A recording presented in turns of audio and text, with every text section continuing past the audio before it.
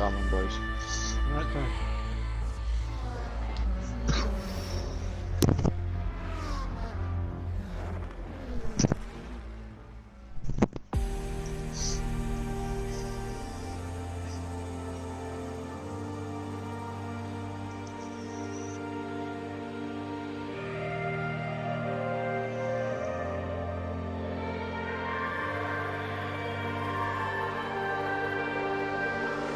Always been a black sheep, living in a daydream, in too deep. I'ma give you everything, I'ma give you everything, forever everything. You want me to no sleep, gonna keep it all G, on the same team, same damn team.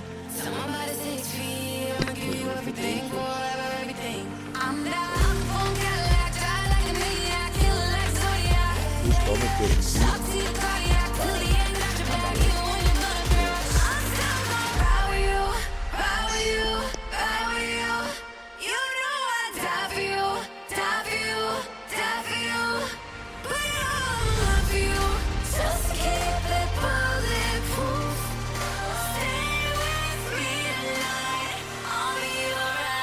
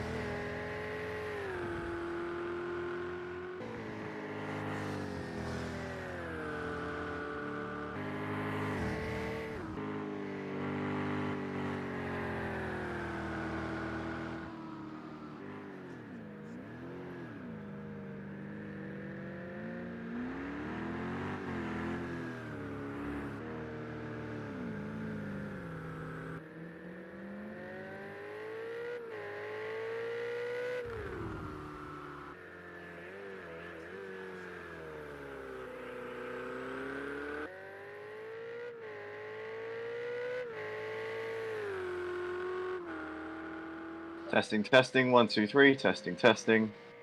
Testing, testing, 1, 2, 3, testing, testing.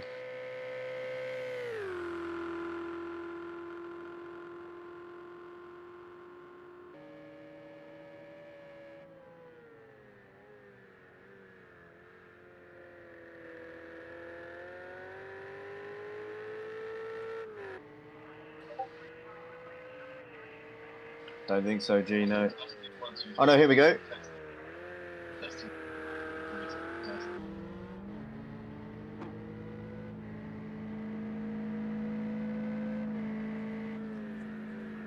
Ladies and gentlemen, welcome back to the Motive Racing channel. We are here for another season here at Motive Racing, the third season since we began. We're here for the GTE Championship starting tonight. We've got the Tier 2 boys out on track in front of you at the Mount Panorama Circuit or Bathurst in Australia. It's one of the most iconic circuits in Australian motorsport, home of the 1,000 miles of Bathurst, and it should be a fantastic evening of racing tonight. Lots of long straights, but also a very tricky middle sector, which is obviously the hill or the mountain even. Very, very tight, twisty corners in this section, which you're currently watching the Mutts Nuts navigating through at this particular moment. You can see here in the Ferrari, which is going to be massively advantageous car to have through the first sector and for the final sector. Obviously, you've got the uphill bit between turn 1 and 2, and then you've also got the what's it called, that long straight down towards the chase. But definitely the Ferrari is going to have the upper hand through those parts of the circuit. So the Mutts Nuts is definitely going to be looking to make some gains through those sections. It's through this part here that he's currently navigating where he's going to struggle, though. Currently watching him coming out onto the back straight here, and this is where he's going to be hitting ridiculous speeds of up to 180 miles an hour in this Ferrari 488 GTE car. Here he comes down the hill now. You can see him really getting ahead of steam here as he comes down towards the chase. Let's see if he's flat out here through this right-hand kink. It's definitely a ballsy move if he can indeed pull it off, taking as wider entry as he can on the left-hand side and hard onto the brakes. Let's see if he gets it stopped in time. It looks like he's got it absolutely perfectly, nailed that turn as Simon, and here he comes now. A little bit of curve on the exit, not too much staying off the grass. It's easy to put a foot wrong going through there, and into the last turn now. What is this going to be for the Mutts Nuts? Into the last turn, out of the final corner, and onto the pit straight. Emo guy's done a 2:11 so far. The Mutts Nuts top of the leaderboard with a 2:03.3. Fantastic lap time there from Simon, showing these guys the benchmark here at the moment. First man to set a lap time this season, or a proper lap time in anger here. We've also got the Dizzler out on a lap time as well. Looks like he's on his first run riding in the Ford GT this season, the bright yellow Ford GT. Look, it looks absolutely beautiful. He raced in our Tier 1 championship for a few rounds last season. Wasn't a permanent driver, but he was filling in for the end of the season and did a pretty good job by all accounts. He finished outside the top 10, which ultimately meant that he is going to have to earn his spot this season. He's going to have to fight it out and grind for results in Tier 2, but if he can do so, which I know he's more than capable of doing, then I think he might be a contender for promotion at the end of this season. We've also got Drummer out there on a lap time as well. Drummer driving the 488 as well, likewise to the Mutts Nuts. I think they're running the same livery as well. So I don't know if they're teammates, but looks like there's going to be a little bit of a clash there. Hopefully I won't get too confused during the race. We've got Rompu running out here at the moment, driving in the Porsche. Looks like he's got a little bit of traffic up in front of him to contend with. It looks like he's just coming up towards the dipper, or in fact he's a couple of turns away from the dipper. But this is a very tricky section here. It's interesting to see if he's flat out there. It didn't look like he was. Looked like he had to get out there a little bit. And here he comes down the hill. Easily to put a foot wrong here and go straight on.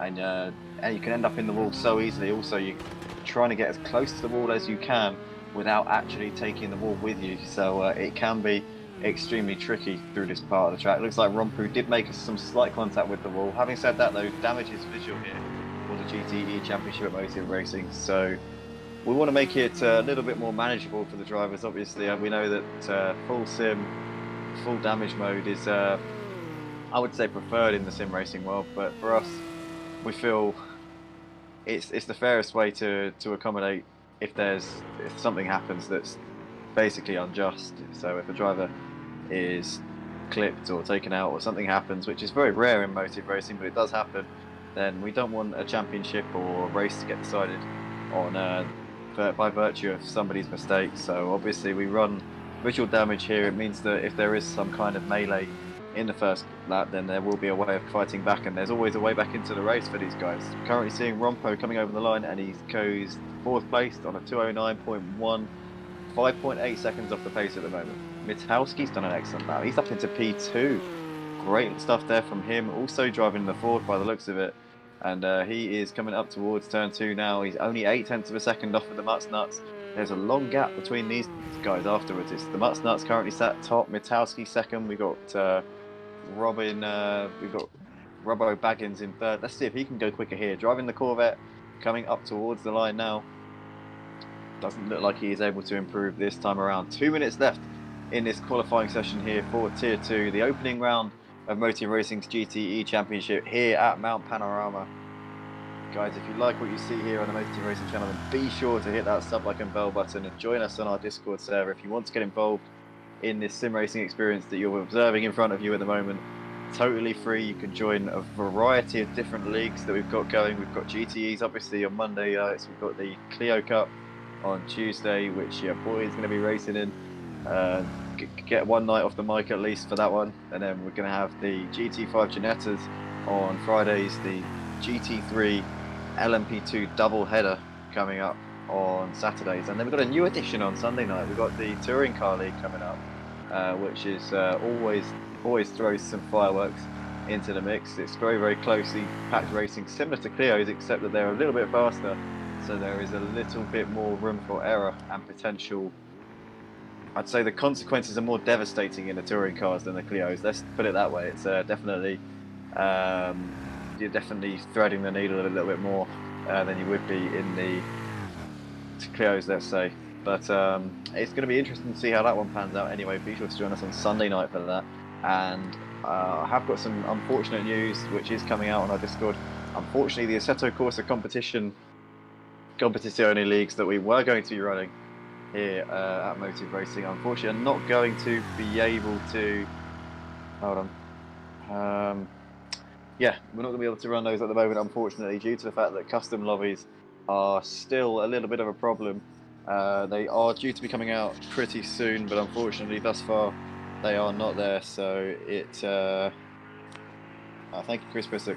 So at the moment, it looks like we're going to be found wanting for that for the time being. It looks like we're still waiting on the actual custom lobbies to come out here on Assetto Corsa. So that's going to be in the making. But Project Cars 2, we are very much on schedule and up to date. We've got GTEs tonight, and looks like Robbo Baggins has gone P5 so far. So good stuff there from him. We've got the Mutts still out there on all that. It looks to me the quality of the stream is pretty good, to be honest. I mean, I don't know.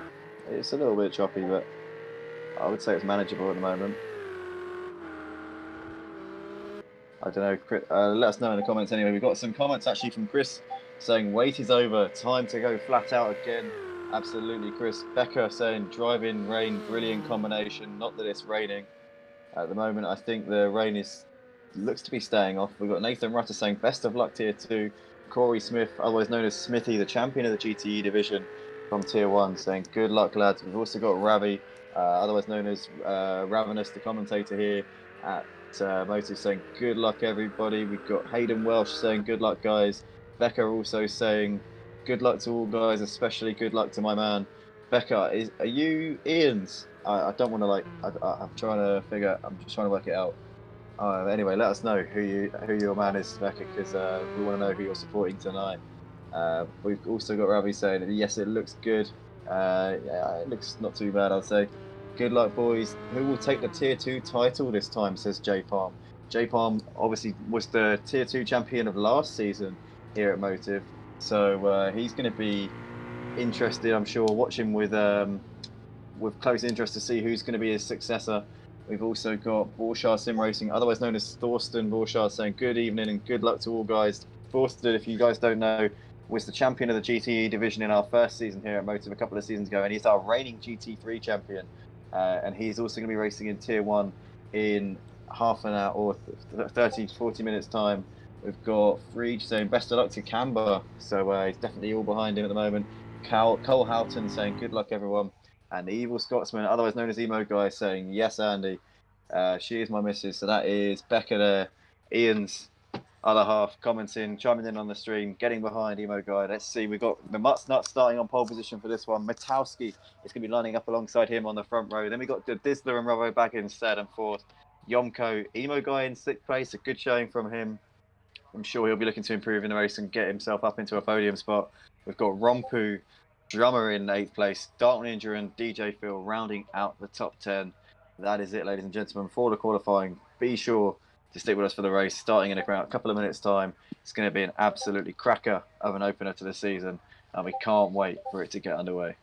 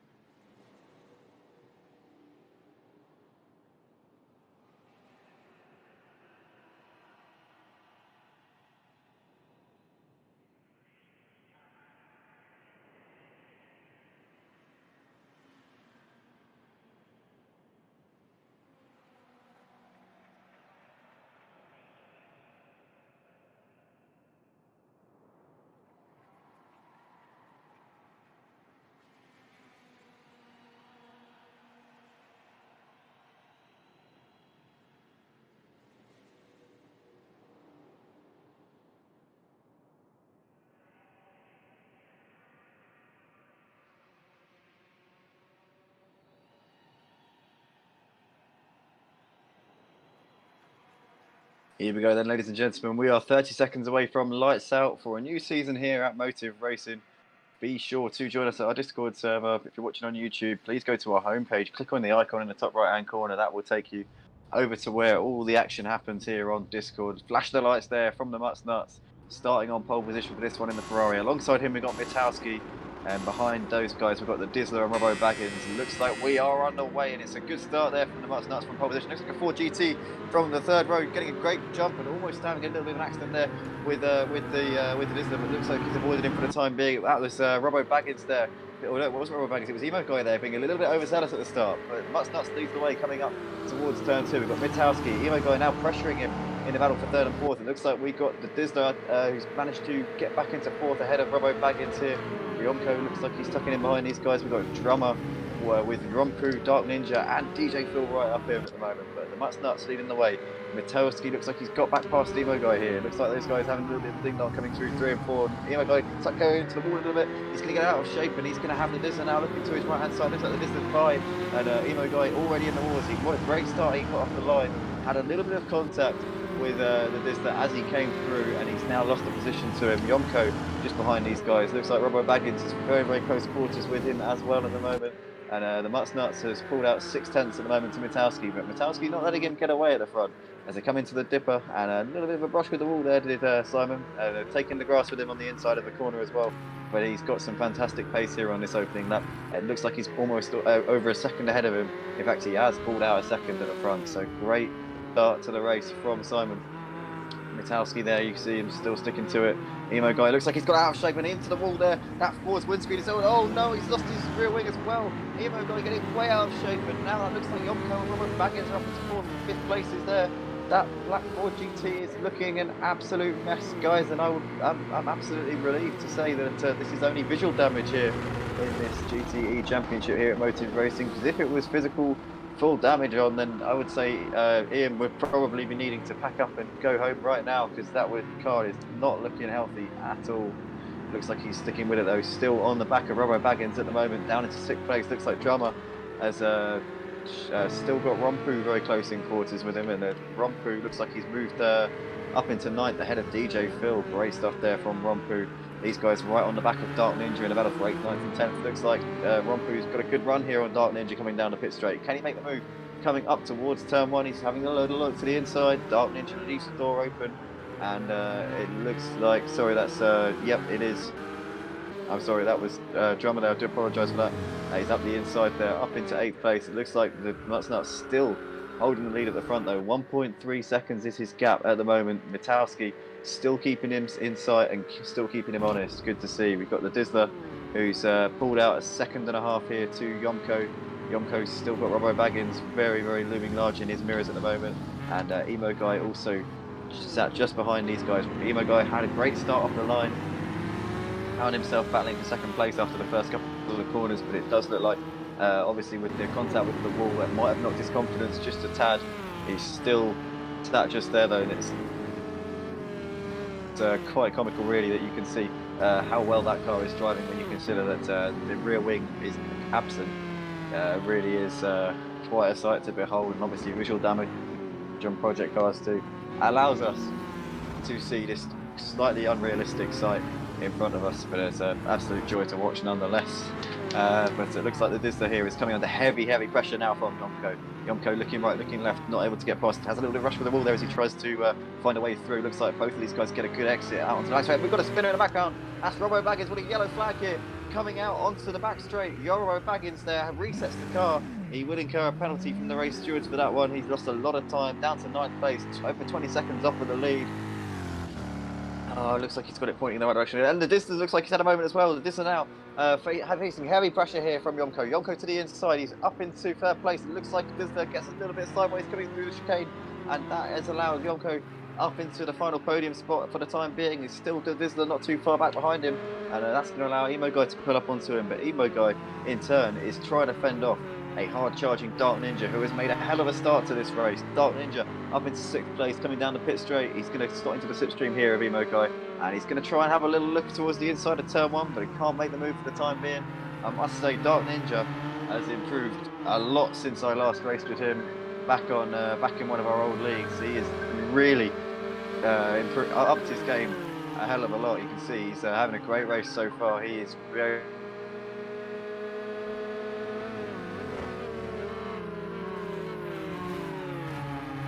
Ben, I can't answer your calls right now, mate, because I'm actually in the middle of a stream. No, I can't answer your calls. So, no. But anyway, sorry about that, ladies and gentlemen. I keep getting called.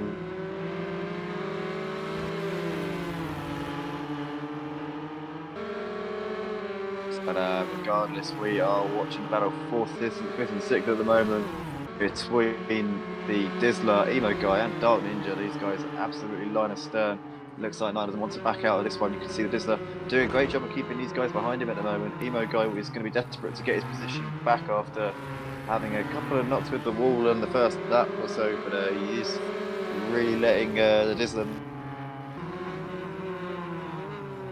know that he wants to get it back. Dark Ninja having an absolutely fantastic race, was at the back of the field at the start. Oh, as we say that, he runs into the wall just a little bit, coming out onto the back straight. Looks like he's managed to keep it going though, but that was a hefty whack on the right hand side of that Ford GT. Looks like he's managed to survive that though. But there, that was that definitely would have hurt inside that car. Rompu at the moment is just ahead of Drummer. There's not much at all between those guys on the track. As they come down the hill and up towards the chase. You can see the Porsche has got a little bit of a gap here to the Ferrari, so at the moment he looks pretty safe. This is where the action is though. The Dizzler trying to defend to the inside here, coming into the last turn. Emo Guy looking like he wants it, and Emo Guy's, oh, he's spinning round. Well, I don't know whether, I don't know if Emo Guy's got an argument there. I mean, he did, maybe the Dizzler did brake a little bit early there and was moving around in the braking zone. It's a difficult one to judge really. We would need to get a replay on that to really understand what happened there. Emo Guy obviously doesn't think he's at fault because he has carried on and not waited for him. So we'll have to review that after the race, but I'm sure the stewards will get to the bottom of that anyway. But in the meantime, with all that going on, Dark Ninja finds himself in 4th place. This is fantastic here. Oh no, Dark Ninja's lost the car, he spun it. He snapped the other way and it looks like he's going to be collected there. Oh no, there's big collision there coming through turn 2. Dark Ninja there, taking a couple of guys with, oh no, and it looks like is that Drummer there being, no, that's Robbo, no, who is that, the Porsche? That's Rompu there getting caught up. Oh no, that is very, very unfortunate for those guys. And it's resulted in Dark Ninja dropping back to seventh place here after running in such a prominent position. I was about to start tipping him for a podium here in this race, but it's all gone horribly, horribly wrong. He's got it pointing in the right direction once again, but he's a long, long way back at the moment. The Mutts Nuts, in the meantime, has still got the lead of the race. 1.5 seconds is his gap at the front to Mitalski, and as we said earlier, Mitalski doing a great job here of keeping him in his sights. In fact, last time around, he was actually 3/10 quicker than our race leader, Simon. So Mitalski definitely in the chance of taking the season opener here. If he can keep the Mutts Nuts honest out front, these guys in a class of their own, they are 14 seconds clear of Yomko already. This is unbelievable from these boys at the moment. They really are class of the field so far in this.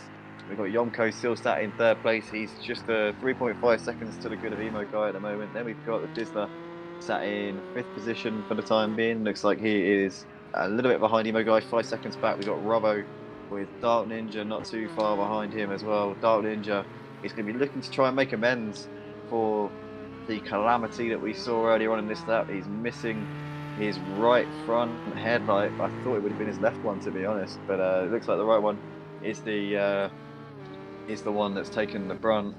Rompu sat in 8th place. We've got Drummer in 9th at the moment, and DJ Phil rounding it out the back of the field. Always good to have him out on the track with us. DJ Phil, one of our most loyal drivers and one of our most loyal fans as well. Always pops up on the stream when he's not racing and always chimes in his support for the drivers and for our commentators here. Always good to have him. Great presence around our Discord as well. In the meantime, we're watching the Mutts Nuts here, still holding the lead. Mitalski took another half a second out of him on the previous lap, so he is definitely closing that gap at the front. The Mutts Nuts definitely not safe here. Looks like he has responded a little bit at the start of this lap though, on lap 5. He has definitely pulled out a little bit more of a gap to what we saw this time a lap ago. 1.3 is the gap at the moment. Actually, it's stayed more or less the same. He maybe pulled out a 10th so far on this lap, so he's definitely reacting to the pressure from behind, coming down the hill towards the chase. We're just seeing D-Lat saying, no, hold on, that's on Discord, not on YouTube. But anyway, we're still watching the Mutts Nuts here. 1.1 seconds is his gap at the front. Looks like we've got a battle developing here between Robbo Baggins and is that the Dizzler ahead of him? It is the Dizzler, yeah, the Dizzler. Robbo Baggins separated by less than a second on the track, but on the timing board it says two or 3 seconds for some reason. But we're seeing Robbo definitely closing that gap. Dark Ninja also closing on both of these guys as well, so these guys are going to have to watch out. Dark Ninja has got some serious pace here in this race. He is coming up towards the chase. You can see doing a wink for the cameras there. That light has been well and truly taken out, but hopefully he can give these guys a fight. We saw him running very prominently in the early part of the race. Was sat in 4th place. He made the move. He got past Emo Guy and Yomko. Past Emo Guy and the Dizzler, but unfortunately had some contact with the wall on the exit of turn 2. You all know the one I mean. Up the hill, turn sort of like a 90-degree right-hander. No, it's not 90 degrees, but you know what I mean.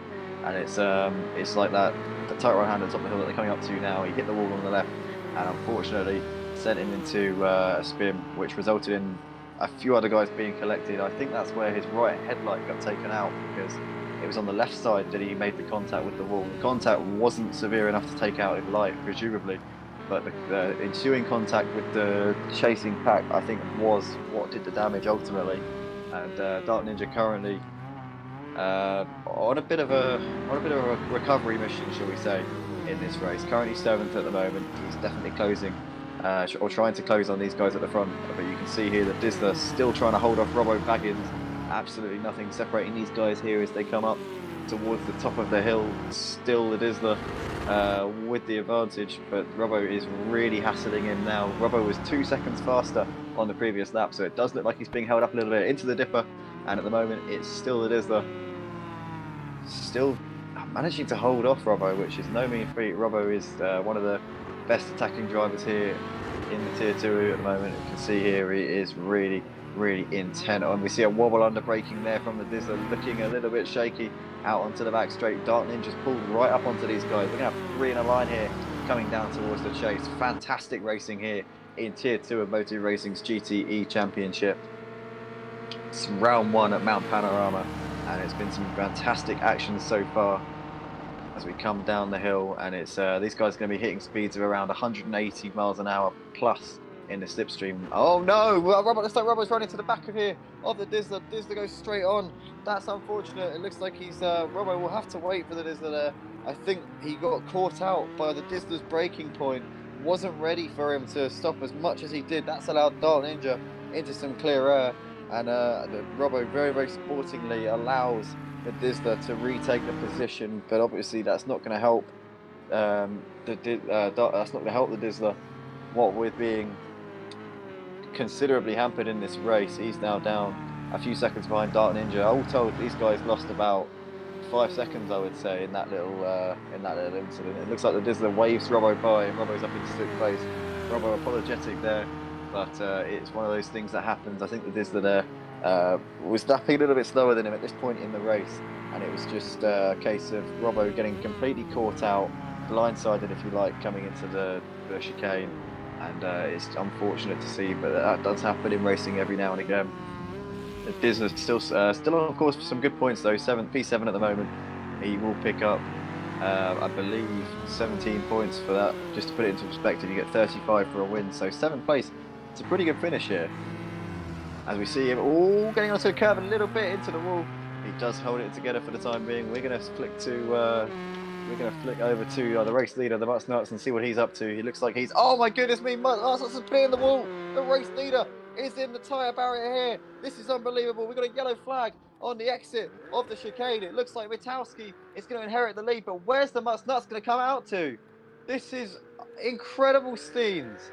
The Mutts Nuts loses a lot of time. He's now 12 seconds behind the race leader.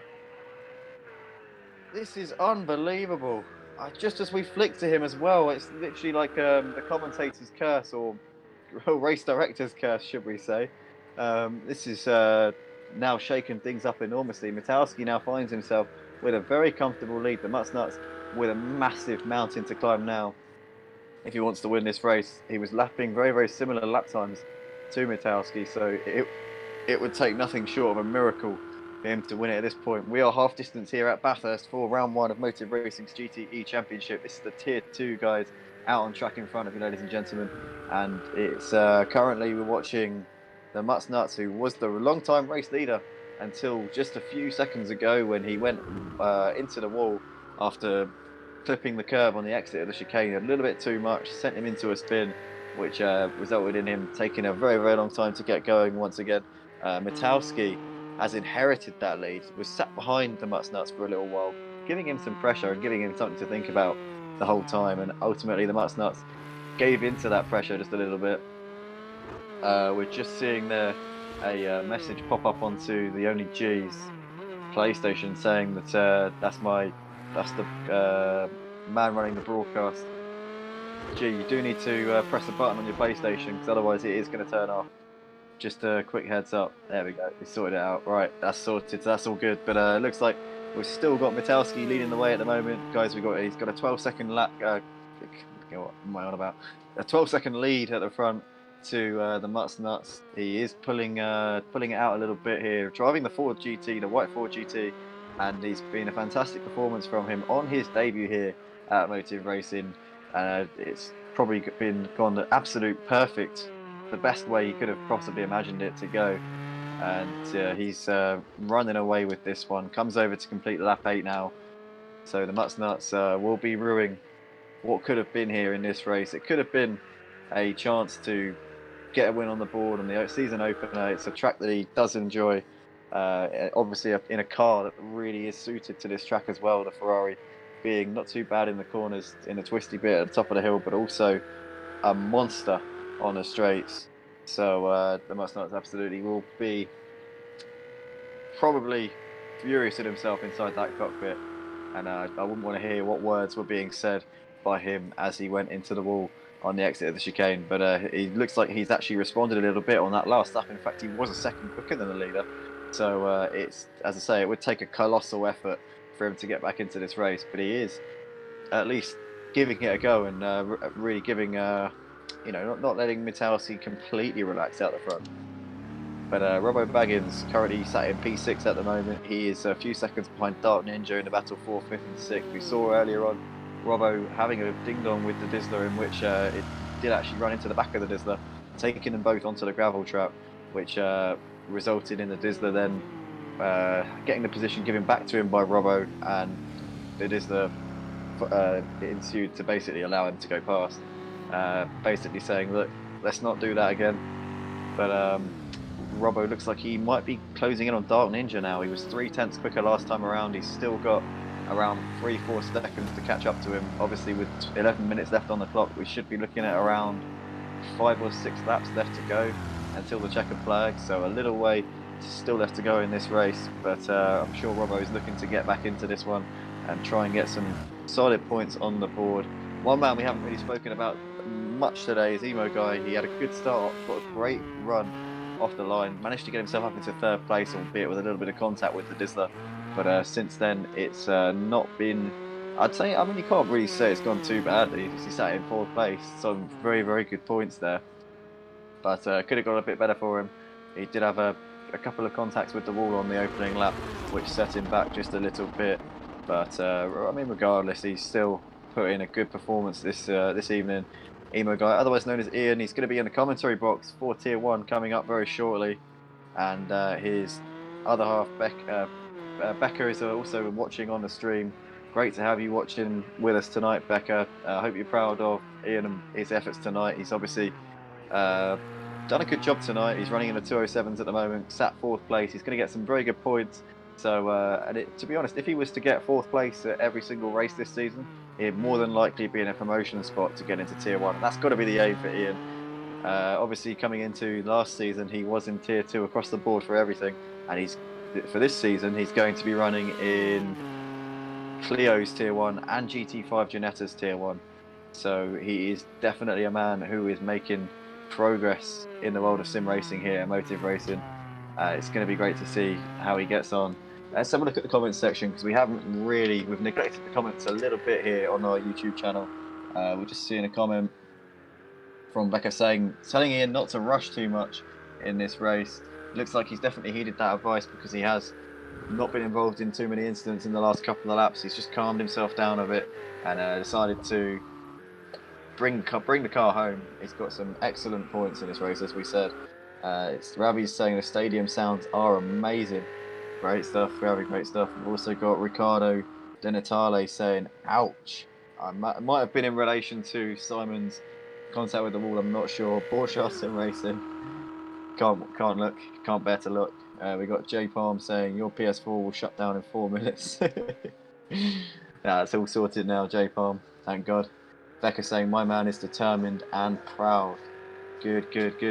He's doing a good job tonight, is he? And he looks like he's still sat for 34 seconds off of the race lead.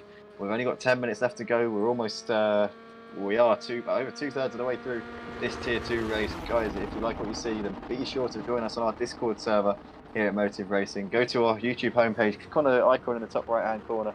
That will take you your ticket to the action here that you see in front of you on the track. Got lots and lots of stuff still coming your way tonight. Obviously, we've got Tier 3 coming up at 8 o'clock, and then we've also got Tier 1 coming up at 8 o'clock as well. Those two will run at the same time, so that is definitely something to look forward to in a few moments' time. 15 minutes those are due to start up, so this is a full night of racing here at Motive for all your viewers to watch. As we see Emo Guy coming through turn 1 here, we've got the Only G commenting saying everyone doing a good job. Yep, absolutely. And Only G is doing a lot of work behind the scenes. Is actually hosting our stream tonight. I'm doing the race directing, and he's sat in the box doing the stream. To be honest, I do respect that a lot, because it is a bit of a sacrifice, to be honest, being sat in the commentary box. It means you can't really do anything else, because you can't use the PlayStation to do anything that you actually want to do. So massive hats off to the Only G for what he's doing tonight. Can't thank him enough for the job that he's doing. Everyone, if you could let G know your appreciation for the stuff that he's doing behind the scenes on our stream tonight. It would be very much appreciated because he is absolute star on the production side of this, and indeed on our Discord as a whole. As we're coming through up towards the dipper now, we can see Evo guy still running with him at the moment. Looks like the field are a little bit strung out. We've got Mitowski coming up towards the last corner, still with a 10-second lead here to the Mutts Nuts. Since the Mutts Nuts had his incident, he has closed that gap by a little bit. He's gained 3 seconds over the past 4 or 5 laps. As we see Mitowski coming up to and over the line, he's doing a 2:03.8 last time. Let's see what Simon does up and over the line, and it is a 2-minute 3.8. So these guys lapping 14 thousandths of a second apart that last time around. Really is nothing to separate them in terms of actual pace. But obviously Mitowski with track position due to the Mutts Nuts unfortunate calamity just a few laps ago. He led the first half of the race very convincingly, but it all went horribly wrong from that moment onwards. And it's just one lapse of concentration can be the difference between a win and a second place here at Motive Racing. That's fine lines here, and Mitowski reaping the benefits at the moment, but we still don't know what might happen later on in the race. One little mistake from Mitowski could flip the table over and change the balance of the race completely. The state of play still very much hanging in the balance. And as this race goes on, obviously as Mitowski gets closer to the end of the race, he will start to manage the car, manage the tyres, and nurse it home to the finish. So he knows that he doesn't need to do. He knows there's not much left to do here in this race. He knows he just needs to bring it home now. He's got the advantage. He's got the pace. As we see a lapped car in the foreground, that looks like it's DJ Phil there, getting well out of the way. Good stuff there from DJ Phil. Always very respectful and courteous of his fellow drivers, getting well out of the way to avoid the front runner as he came round there. So massive thank you to DJ Phil for always showing the leaders the respect they deserve, and it's great to see, always great to have him out on track with us. One of our most loyal drivers and fans here on the Motor Racing channel. Always comments, always tells us how much he loves us here. We always tell him how much we love him, well at least we think we do anyway. We should do anyway, because he's a great guy to have around, and obviously we enjoy seeing him out on the track when we can as well. We've also got Mutts Nuts. He is coming around to the last turn, so DJ Phil will have to be wary of him, but he's still a little way off of him at the moment. But he is closing in on him in second place, the Mutts Nuts. We know it should have been a win for him tonight. He had a 2-second lead at the front when he had his contact with the wall, which has set him back enormously in this race. It could have been a P1 on the opening day of the season, opening race of the season for him, but what's done is done, and I'm sure that he will be fighting back in round 2 next week and looking to respond to obviously a disappointing round in this one. Looks like the field is pretty much strung out at the moment. Dalton Ninja is actually being closed in on now by Robbo Baggins. Robbo's got the gap now down to, it says 5 seconds on the timing board, but it's not 5 seconds. It's about 2.5 seconds, I make it, by my simple counting skills. Dalton Ninja, yes, but it's less than 2 seconds now, I would say, by the looks of it. Dalton Ninja definitely is going to be looking in his mirrors over these last couple of laps, because Robbo is lapping 1.3 seconds faster last time around. So this is some pretty serious pace here from Robbo towards the end of the race, lapping in the low 205s, which is actually similar pace to Yomko, who sat in third place. He's not going to finish third tonight, it's Robbo, but it definitely had the pace in this one, and it was really the collision with the Dizzler that mostly stopped his charge tonight. He lost about 10-15 seconds. Those guys took each other, well, I would say it wasn't really actually the Dizzler's fault at all, but they ended up having a very, very tricky moment indeed, which is coming into the chicane. The Dizzler braked a little bit early coming into the final chicane through the chase, and ultimately Robbo, as the car behind, was responsible to ensure no contact. Unfortunately that didn't happen, and they both lost a lot of time. We're seeing Robbo having a little bit of contact with the wall there as he came through the middle sector, but it looks like he's got it all right. Lost a bit of time in his pursuit of Dalton Ninja. This guy's separated by 1.5 seconds as they come down the back straight towards the chase. Got 2 minutes and 40 seconds left on the clock here for this one. Mitowski's on, I think this is going to be the penultimate lap of the race. I think that we're on right now. I think we've got a lap and a half left to go here at Bathurst for the first round of the season for Motive Racing's GTEs. This is a Tier 2, ladies and gentlemen. Coming up very shortly, we've got Tier 1 and also Tier 3 will be running in the background as well. We will have that a stream up for that. But Tier 1 will be running on the same stream as this one, and it will be coming up immediately after, near enough. So stay tuned for that. And I'll be joined in the commentary box by this man, Emo Guy, currently sat in P4 in this race in the Ford GT. Let's hope that he can keep this together and bring it home for what will be a fantastic result for him. He's got Dark Ninja a few seconds behind, down the road in 5th. Robbo still a couple of seconds behind Dark Ninja in the battle for 5th and 6th. He is closing that gap as we speak. I reckon it is going to be close between those guys. Dark Ninja definitely not home and hosed in the pursuit of 5th position here. Definitely still some racing to be had in the final stages here of this race. Drummer looks like he's a little bit too far behind the Dizzler to mount a challenge. He is lapping about a second a lap faster, but I don't think it's going to come to fruition for him.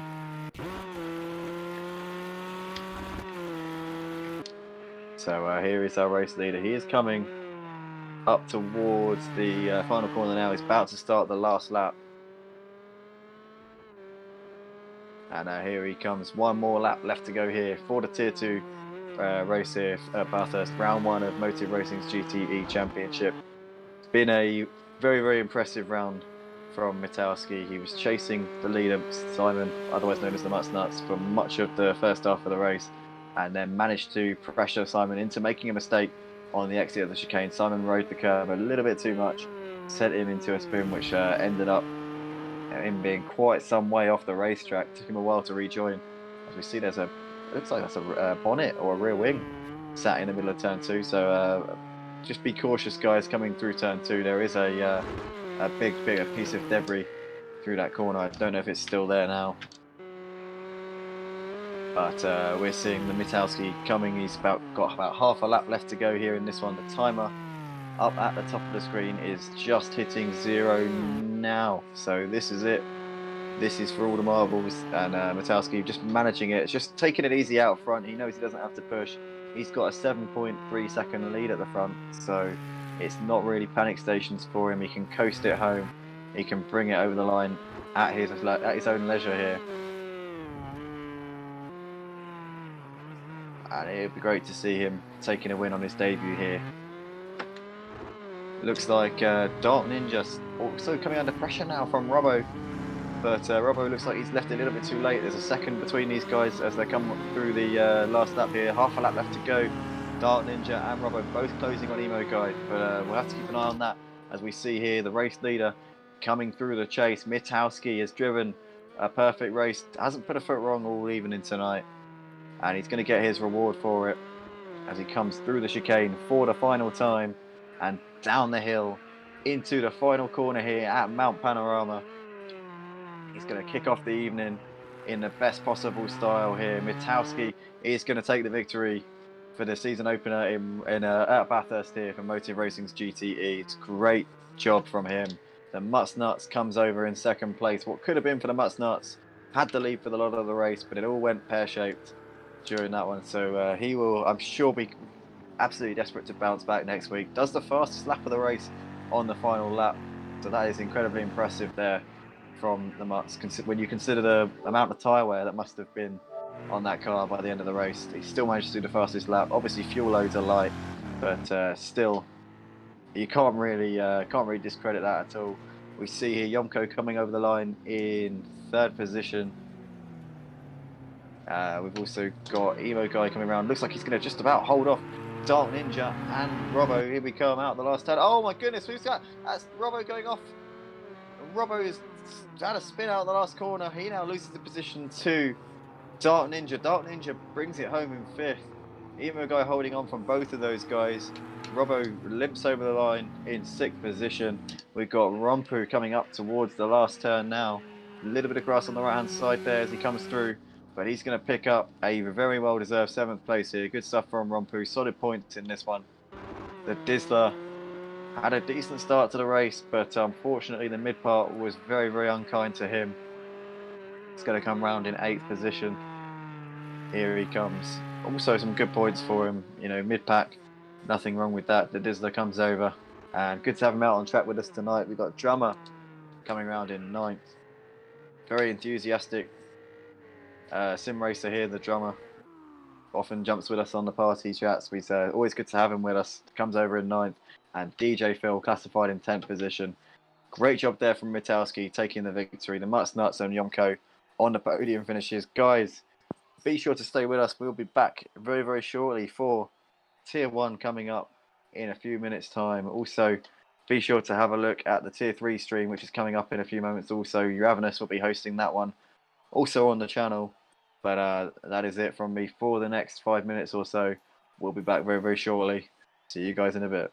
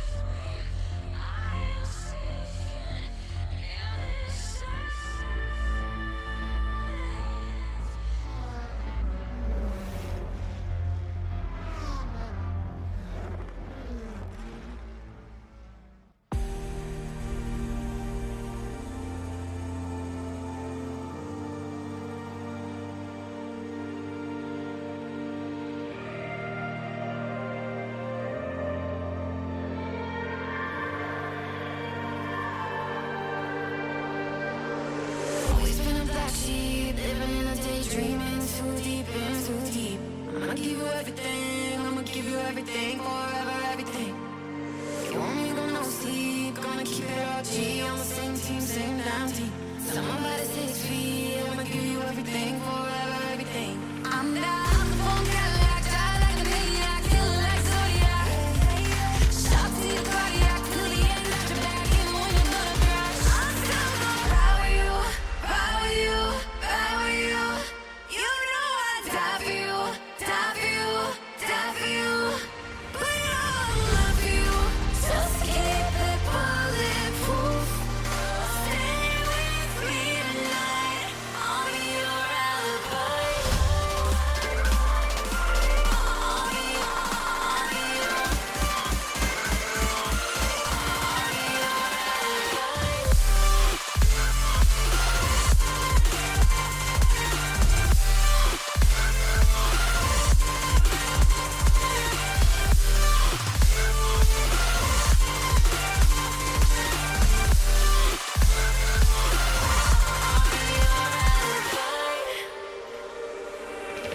Ready for the backlash, Sarah Connor combat. I'll be back, I'll be back. I'ma give you all I have, I'ma give you all I have, forever all I have.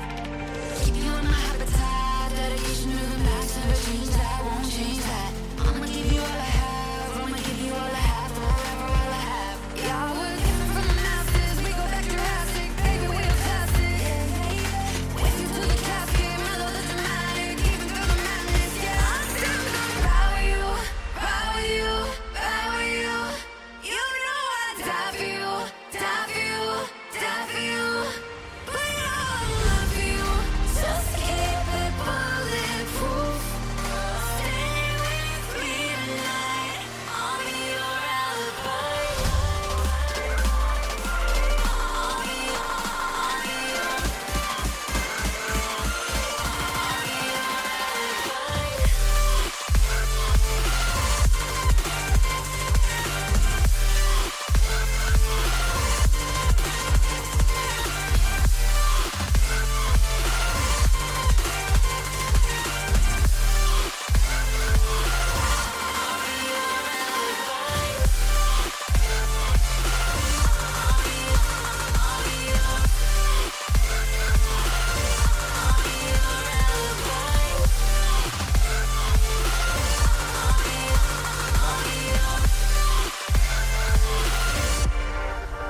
I'm still gonna ride with you, ride with you, ride with you.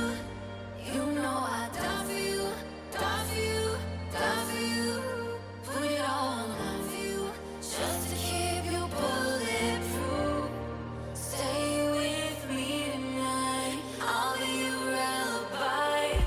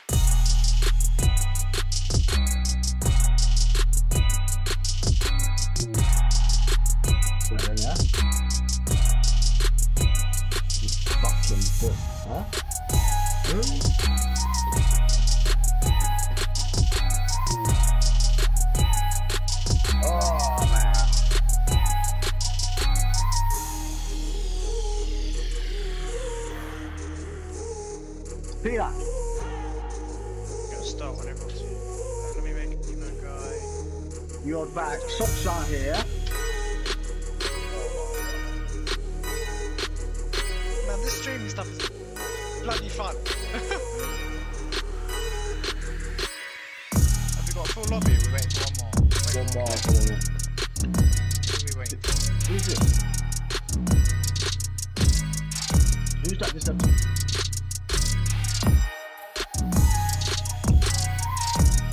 Let me message him on Discord. Yes. I'm waiting for Fulton to join. No, Fulton's in. I'll make Let me Sebas get full in Chris. the BMW. Interesting. Oh, where's I can't see Fulton. Where is he? Oh, No problem. he's TH TH broadcast. Broadcast.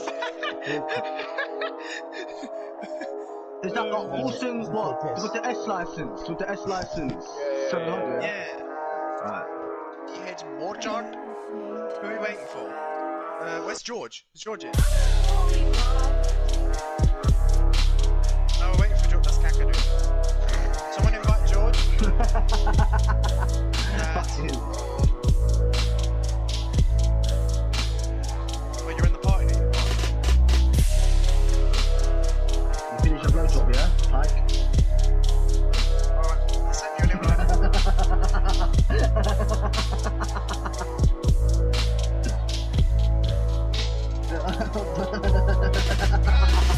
Why not? That's it. That's it. We'll see, George. Oh yeah, I didn't realise. Yeah, you did We'll see good. after this Yeah, race, buddy. yeah, I People realised. worked or not. I realised it's tier 2, right? You little fuck. Hey.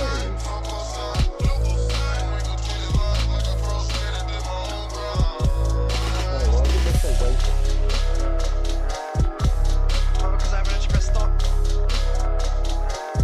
We'll start in a second.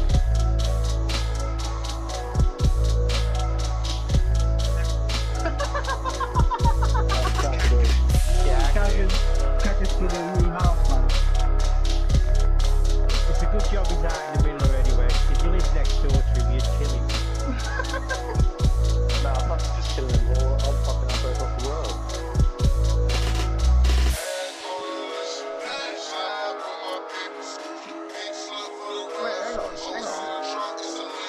He always is. He always is doing DIY. He's always doing something.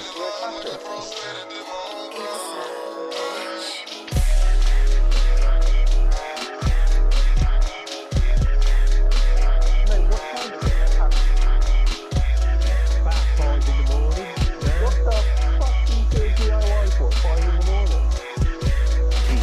When he was painting all the floors and doing all the floors, he'd be grinding. Sandpaper and everything, you fucking mad. Fucking in the middle of fucking the night. Go to bed, man.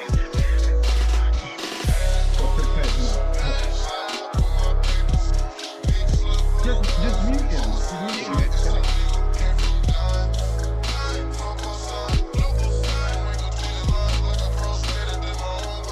We're racing as well. Yeah, watch. Good luck, man. I'll be on the Americans, the Aussies. Sorry, mate.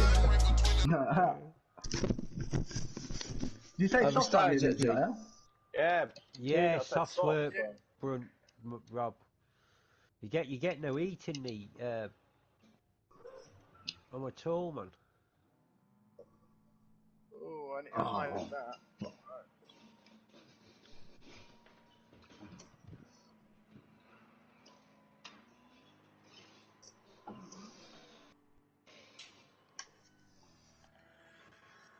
Oh, right. Oh, fucking engine damaging on either.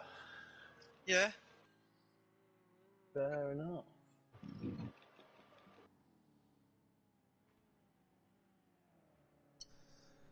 Was Steve's in the Ford? I didn't even realise.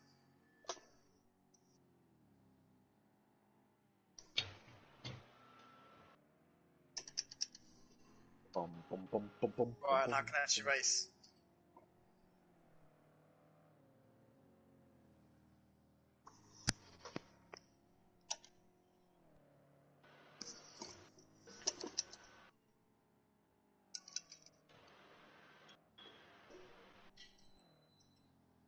Got down to 2019 earlier.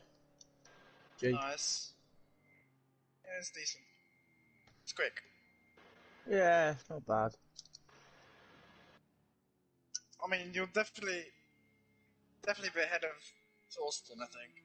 I fucking hope I am, mate. And I can't wait to block past him on the last lap. Last corner. I've run him into the barrier.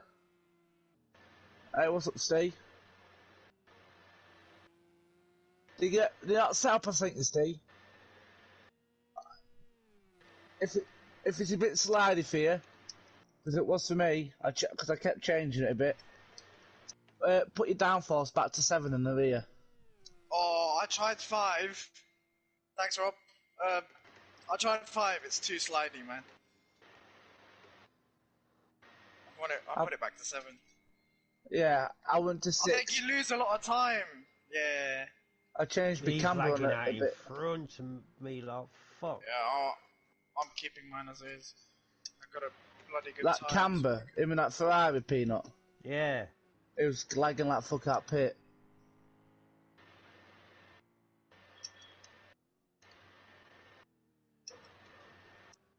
Oh, the stream looks a bit laggy. What's he doing? He's soaring somebody up before he moves out. Yeah.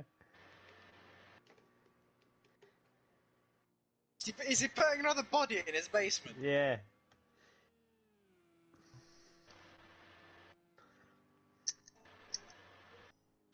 Huh? Hello, He's Rob. gone How in did you pieces. get back in front of me? No, it's in the pits. But I'm letting you back through anyway. Yeah, it's all good. I was so confused. Oh my fucking god! He keeps disappearing in front of me. I don't know where he is. Who? I Camber? haven't joined for 2.5 Camber, weeks, yeah. so I have to get used to this again. It's disappeared again now. That's going to be fun to race with, isn't it? Yeah.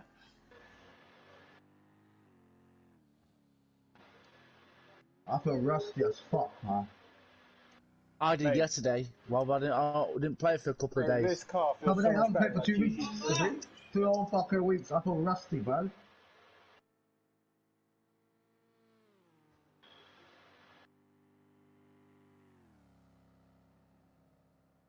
First time I'm racing with bare feet as well. Fuck that, Always I've wear always bare wear feet, socks. Oh, I thought it was alright, man. I'll wear my Toms. I've got a pair of Toms to wear for my racing shoes. No, I thought it was alright. Thanks, Val. I don't know if that was intentional. Yeah, it was. I'd already invalidated.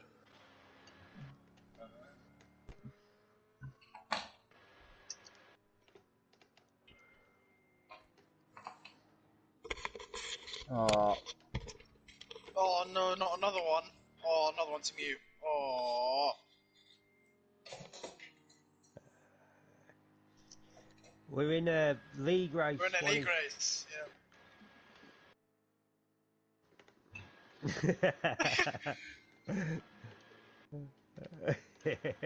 Other than that, buddy, you could come in. I thought that was fucking all right. Where the fuck am I going?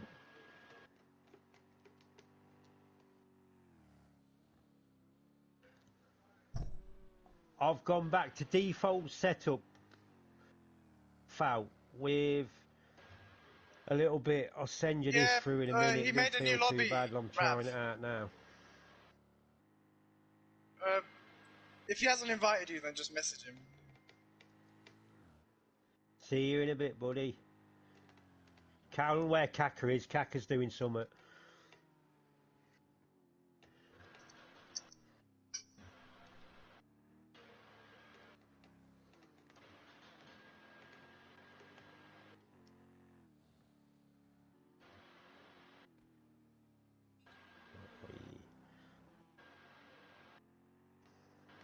Oh, you can't.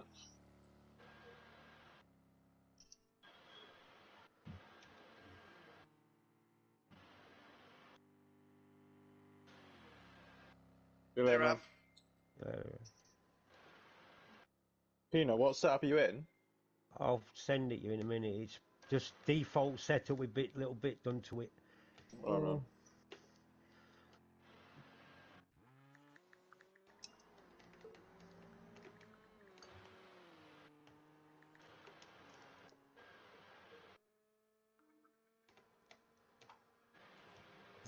You know what's up on me? Oh, Chris got close. Test granted. Yeah, 1.3. 1.3. Testing the mic, 1, 2, Yeah. 3. Testing, testing, testing the mic. Testing the mic, 1, 2, 3. Testing, testing. Oh, good. I don't know if that was a test. Yeah, it was. I don't really validate. Oh, Chris got close. Yeah. Hey, it's gonna be a close race. It's not about a lap though, your fast lap, because when you sit on someone, Oh, you're I got a fucking- good exit. It's about race. Come on, car. Come on, car. It's about race pace, mate. That's it. Can't hold the It's car. consistency. Can you hear me, Andy?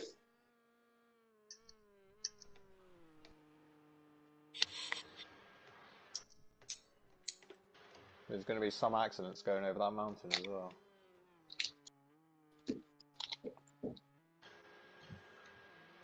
Oh, I just hit the wall.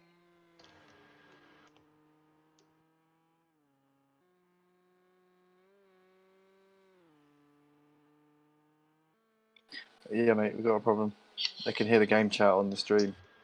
Yeah, I said that to G during the Tier 2 race, and I couldn't, I Georgie didn't do anything boy. about it, I don't think.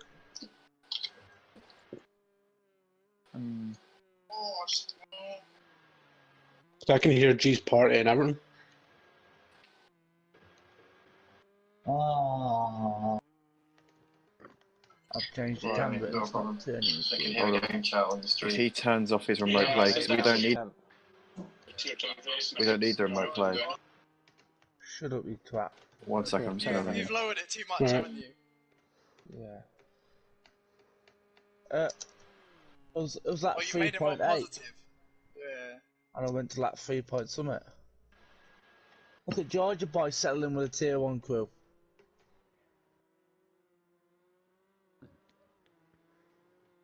Oh, you. What you get, mate? That's alright, that kid. Enough to worry about that, mate. Just bounce round on me and knee. This is fucking horrid, man. What the fuck?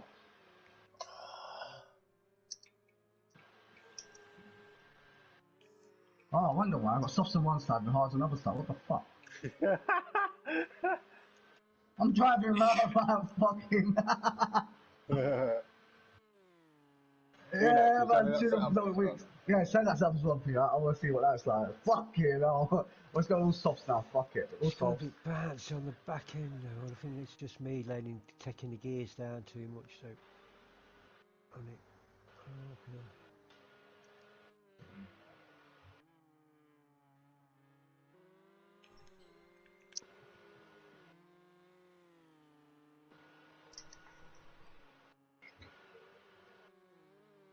And that's one I was playing around with earlier, but it's alright, but the back end, I don't know, it might be alright on you, Felt, and Rob. Where is it? The Bathurst one.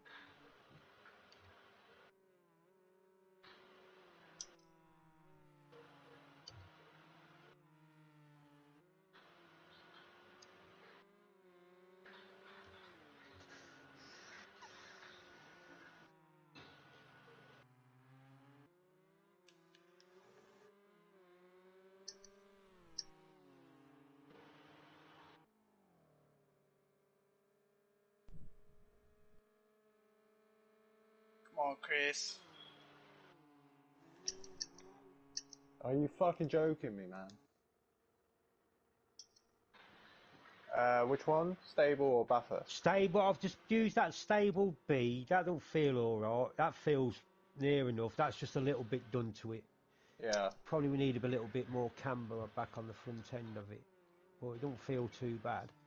And what's Bathurst? And Bathurst, that's alright and all, but again, it's really stiff, that one is. It's not really stiff, I don't know, probably do we loosening up a little bit. Oh, You some stable one Daytona, G. Yeah. Any changes? Mate, Stefano's out there with a beamer. Fuck. I don't know, beamer or not. I haven't even set time yet. I didn't want to change anything because I didn't want to risk it. 'Cause I was already feeling really good. So. Send me it back, please. Yeah, Just well. before the race. Oh, I'll do it now. How many laps we do? Is it five? Alright, Like five I'll go laps? for it. 1 lap dash. It's 20 minute. Let me send it to you. Share. 20-minute sprint. 20-minute sprint. Yeah, and it's 1.5 times in the feature. Yeah. Oh, I need to be. I'm in the wrong position. I need to be here.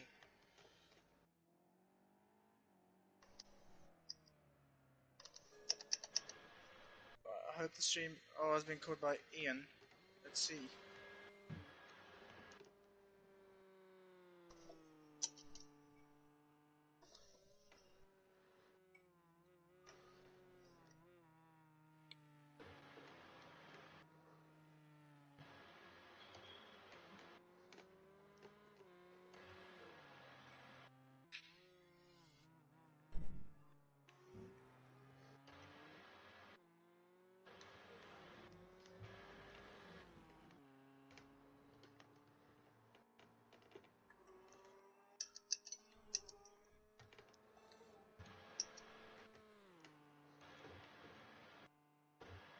Do about 12 laps. You'll have enough then.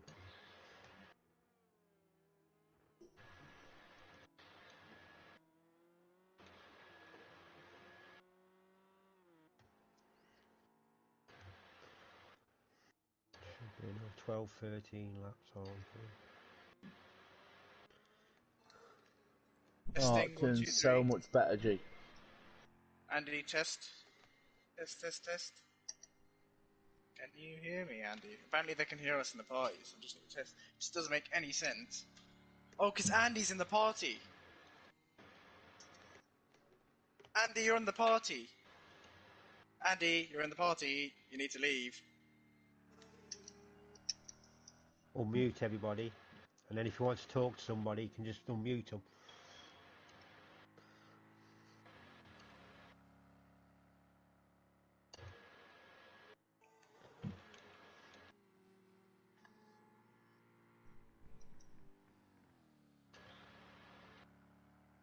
Sebas P2. Andy's in the party, that's why we need him to leave.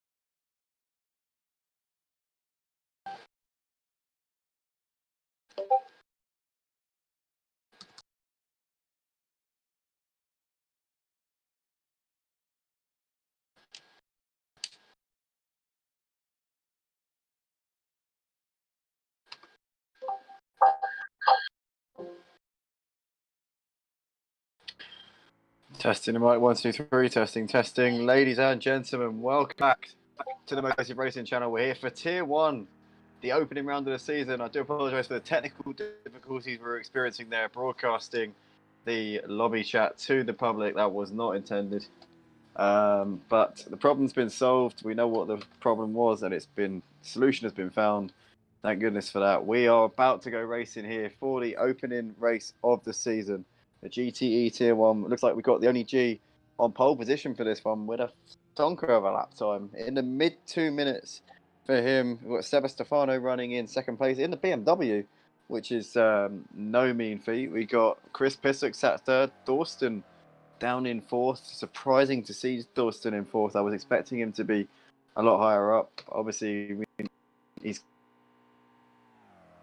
got a lot of talent in GT3 cars, and we saw him taking the championship in the opening round of our GTEs here at Motive Racing. A couple of seasons show it here in his comeback in the GTEs. I'm joined by my good friend in the commentary box once again. Great Oh, to of have you with course, us I'm tonight, always mate. glad to be here. Absolutely, good stuff. So we've got a lot of fast guys here tonight. Looks like the reigning champion Smithy's just put in a lap, which has put him fourth. He's 1.5 seconds off of pole. Absolutely certain he's going to be doing bits in the race. So we've got ALTL sat 6, Might Have Peanut lining up just behind him in 7th place. J Palm rounding out the top half. Great to see J Palm putting it in 8th place, our Tier 2 champion from last season. Camber, also one of the promoted drivers in 9th place. We've got Falgas completing the top 10, last season's runner-up. A little bit down the pack for this one. Grandad Steve, Ugbar, Gypsy George, another newcomer, sat 13th on the grid. We've got Smoky Devil, DC Wrestle down in 15th. Disappointing qualifying for him. John Boy rounds out the back of the pack. We're about to go racing here for the opener of the season. Ian, it looks like an absolutely packed out field. Who do you reckon is going to take this one tonight? Who's your money on? Well, from anywhere from the top, from the 5th upwards, it's anybody's game from 5th upwards. As all those guys, they'll have such potential, such pace, and we saw it there with qualifying that they proved it by getting themselves in the position that they're in. But mine, even continuing from last season, it has to be Smithy. He's always got such a calm head and good pace, so I'm definitely keeping my eyes on him. Yeah, absolutely. I think it's good. It's definitely one to watch for. But there's a lot of guys in this race who are definitely more than capable of taking the plaudits and the victory here tonight. But G, obviously, with the upper hand in qualifying, had quite a sizable advantage coming to the end of it. We saw he almost had a second in hand over the other guys. So Severs is going to need a flying start, which he's in more than a decent enough position to do in that Beaver. We know it's always flying off the line, but obviously got Chris and Smithy right behind them as well. Thorsten down in 5th. I was half expecting him to be either on the front row or in at least 3rd position, but I'm sure he'll be coming back through. Also got ALTL doing a great job in quali. J Palm on his debut coming up from Tier 2. You raced with him last season. In how quick is this guy? Obviously, we've seen what he did last season in Tier 2. Well, do you reckon he's got the potential to take the fight to these guys? Oh, help! Sorry. Okay. What was that? Am I the only one hearing that? That's G. He's still in the comment box. G, mute your mic. G, mute your mic. G, mute your mic. Mute your mic. Mute your mic. Mute your mic. Mute your mic, G. Jesus. G, mute that. G, mute your mic. Sarah, mute him. Just Sarah, mute him for now. Yeah, we're about to go. We're racing here, ladies and gentlemen. Looks like G gets a good start off the lap. Oh. What do we do now? Yeah, click on his name. Go into the actual chat. Definitely. Click on his name, and you can channel mute him. Yeah, do that.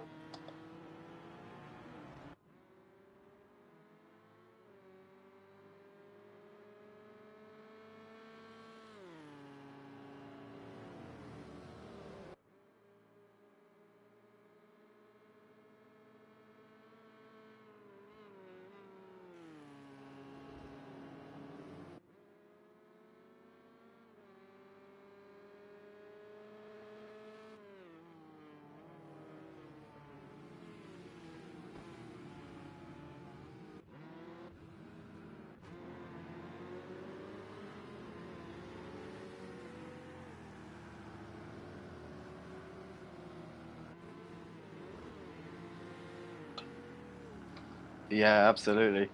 But he has definitely got some pressure. It looks like somebody's got in the background behind him. Is that Smokey? Oh my goodness! Put something into the barriers. It looks like somebody's gone flying up into the air there. That's Camber. It was Camber. Oh my goodness! Yellow flag there. It looks like DC Wrestle managed to avoid him, but Camber looked like he was flying off to the moon there.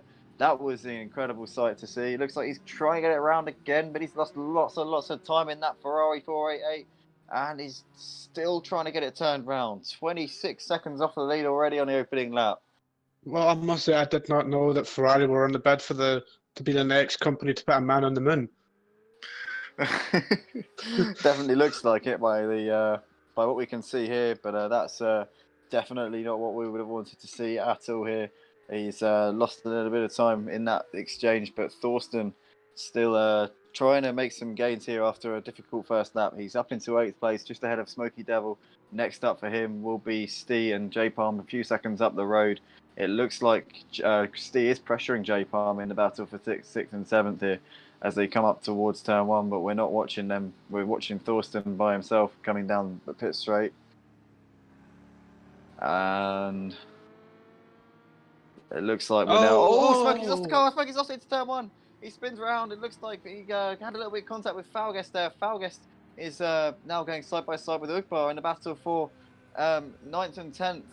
9th and 10th, Ugbar and Falguest. It looks like we got. Looks like he's managed to get past him. Ugbar out dragging Falguest up towards turn 2, and Falguest is going to slot in. We also got John Boy trying to get involved. And Ugbar's into the wall, coming out through turn 2.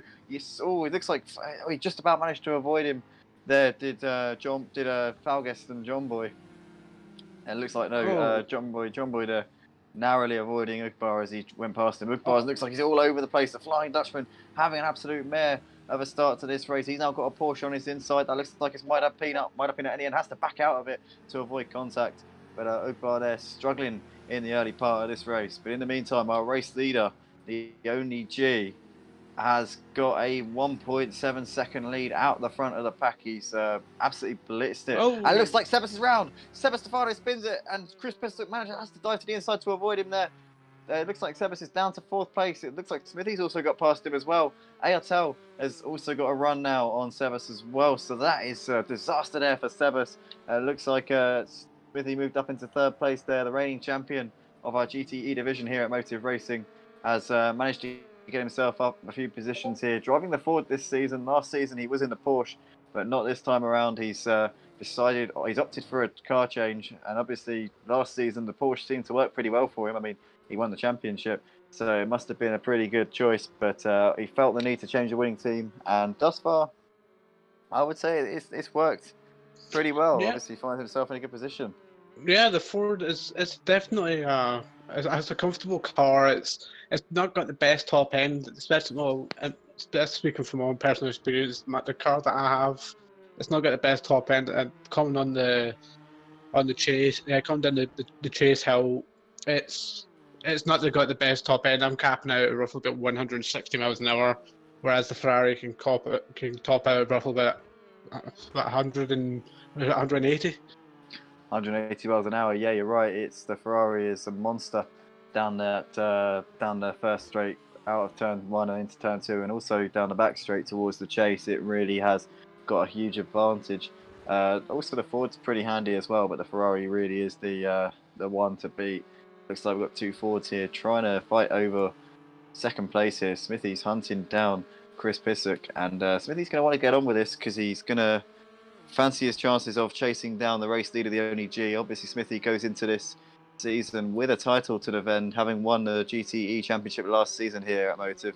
He's going to face some stiff competition though. G, obviously, Thorsten. Looks like Thorsten's had a horror show of a start to the race though. He's down in 8th place at the moment. Smithy's still looking for a way around Chris Pistock. Can he get it done down this back straight down towards the chase here? He's definitely got a chance in the slipstream here by the looks of it. Well, that mountain is definitely. Look, just looking at the map, it looks like somebody has crashed. It looks like Ugbar has crashed. Oh no, Ugbar in all sorts of trouble here. He's got Camber right behind him now. Camber, obviously, we saw spinning on the first lap. It looks like he's now got the Flying Dutchman firmly within his sights. He's as we see the rear wing of Flying Dutchman's car go flying there. That corner. That was the back window. Like a mess. Is that the rear? Oh, it wasn't. Oh my god, it was. It was the back window. Oh my goodness. Oh no. Me. Oh. That is an absolute state. That car, the aero efficiency with that back window missing is going to be. His straight line speed's going to be a bit better. Yeah. Oh no, it's not. Oh, it's not because the front windscreen's still there, so it wouldn't make any difference. Well, he's definitely going to get a much better air conditioning system now, but it's not going to help him in terms of creating any positions. Yeah, I imagine if he could take out his front windscreen, it would actually really improve his straight line speed. It would probably lower his downforce considerably, but it would be a lot quicker down the chase. Yeah, but considering this track is like 99% corners, especially on that mountain trail, it's not going to be in the most ideal situations. It would be a bit of a horror show. Yeah, you're absolutely right there. Yeah. It's Smithy's like got driving the around GTR. a little bit. Smithy's got past Chris Pissock here in a battle for P2. He's now free to chase down the only G. See, last time around, Smithy 0.3 slower than the race leader, but that was having Chris Pissock right in front of him. So now he's in clear air. What can he do with our leader? Obviously, G got a march on his opponents, managed to pull away at the start, managed to turn his mic on at the start of the race, so we kind of ruined the start of the race on the stream. But anyway, let's sorry, G. You're doing a great job, man. To be fair to him, like, he's doing so much. Like, it must be difficult to actually keep track of everything. You know, when like you've got the stream going, you're trying to race, and especially the pace that he's going at. Like, it's a miracle that he's able to actually do all this at the same time. He really is juggling a lot of jobs. But we see it's Smithy coming under pressure now from Chris Pisser. Chris locks up coming into the chicane, loses a little bit of time. He's now got Sebas close for company here coming into the last turn. Sebas looks like he's trying to recover from that blemish that we saw earlier on, though, Ian. Yeah, well, it's what's special in that chase. It's going to be all about keeping that close. And, when it comes to the end of the chase, you try and catch your opponent off guard and get into the inside of it and take him in that corner. Yeah, it's he's losing again! Oh no! We've got a yellow flag on the exit of turn 1. Stefano in all sorts of bother. Looks like he's rejoining. Airtel picks up 4th place. It looks like J Palm and Thorsten are also going to come by as well. Or maybe Thorsten not quite, although Thorsten's going to have a chance. And this is interesting because Seba Stefano and Thorsten Borsche have history, ladies and gentlemen. These two going side by side here into turn 2. It looks like Sebas leaves the door open for him. And oh no! Sebas turns into Thorsten and puts him in the wall. Oh my goodness, this is very controversial here because these two do have a little bit of history. They've had several comings together in the past, and to me, Ian, I don't know about you, but it looked like Sebas turned into him a bit. Yeah, it definitely looked like that. I saw Sebas turning in, and as soon as I did that, the back of Thorsten just went out. I hate to say it, but it did. It really did. We'll have to obviously have a look at that after the race. The race stewards will be taking a very keen interest in that little incident. But I mean, Sebas, it would make no sense in that situation. He would, realistically, anyone in Sebas's position there would be being ultra careful, and that was not ultra careful. We see he's losing the car. Sebas is round, and that is poetic justice. Well, maybe a little bit of... Oh, no. Oh, no. He has to reverse out of the way. Oh, my goodness me. Looks like, Sebas, it's very, very unfortunate there for Sebas. Loses a lot of time in the process. Loses positions to Grenadstein, might have Peter and Thorsten. So Thorsten will be probably absolutely relieved to see that his arch nemesis has now been moved out of the way by a little bit of what my friend Ian described very, very accurately as poetic justice. But in the meantime, we're currently seeing Smithy has pulled out a little bit of a gap here to Chris Pissock. He's lapping not very far off of the race leader's pace, the only G, but obviously G with track position and a considerable margin at the front. So it's looking very, very good for him at the moment in this one. Still, though, Smithy, I think, with a chance in this race. Obviously, I think we've got about 4 or 5 laps left to go looking at the timing board. So if Smithy can go a second a lap faster than G, he would have the race win. That's probably not going to happen. He's more likely to benefit from some kind of mistake or error or just anything happening to G in the second half of this race, which is always possible. But G, I'll tell you one thing, is one of the most consistent drivers around. He's getting quicker and quicker every single time I race with him. And the boy's got world records as well. He's got multiple world records in the V8 supercars. I believe it's 22 so far. 22 world records and counting for the ODG. Let's get some eyes on him, the ODG actually, if we can. There he is. World record holder on 22 different tracks here on Project Cars 2 in the V8 supercars. He's one of the most talented young hotshots here on sim racing. And we're very, very delighted to have him here at Motor Racing. Also one of our admins and one of our, founding members, pretty much, is also running our stream as well. He's a multitasker. He's able to do lots and lots of things here. I don't know how he does it. Must be a borderline genius. He's just coming through the chicane now. He's got a 5.4 second gap at the front as he comes into the last turn. It's been a faultless performance so far from him, and I think he should have this one. But you can never rule out Smithy, obviously, but I think he probably has this sprint race all done. He comes over the line 1.7 seconds slower than his personal best last time around. Smithy comes over, was 6 tenths faster actually last time around with Smithy. Well, right now, So it's all about keeping it consistent. Make sure that you keep your head screwed on and keep an eye on that road. Because as we saw with the Tier 2 race, with the unfortunate mishaps of the Mutt's nuts, anything could happen. He had such a great lead.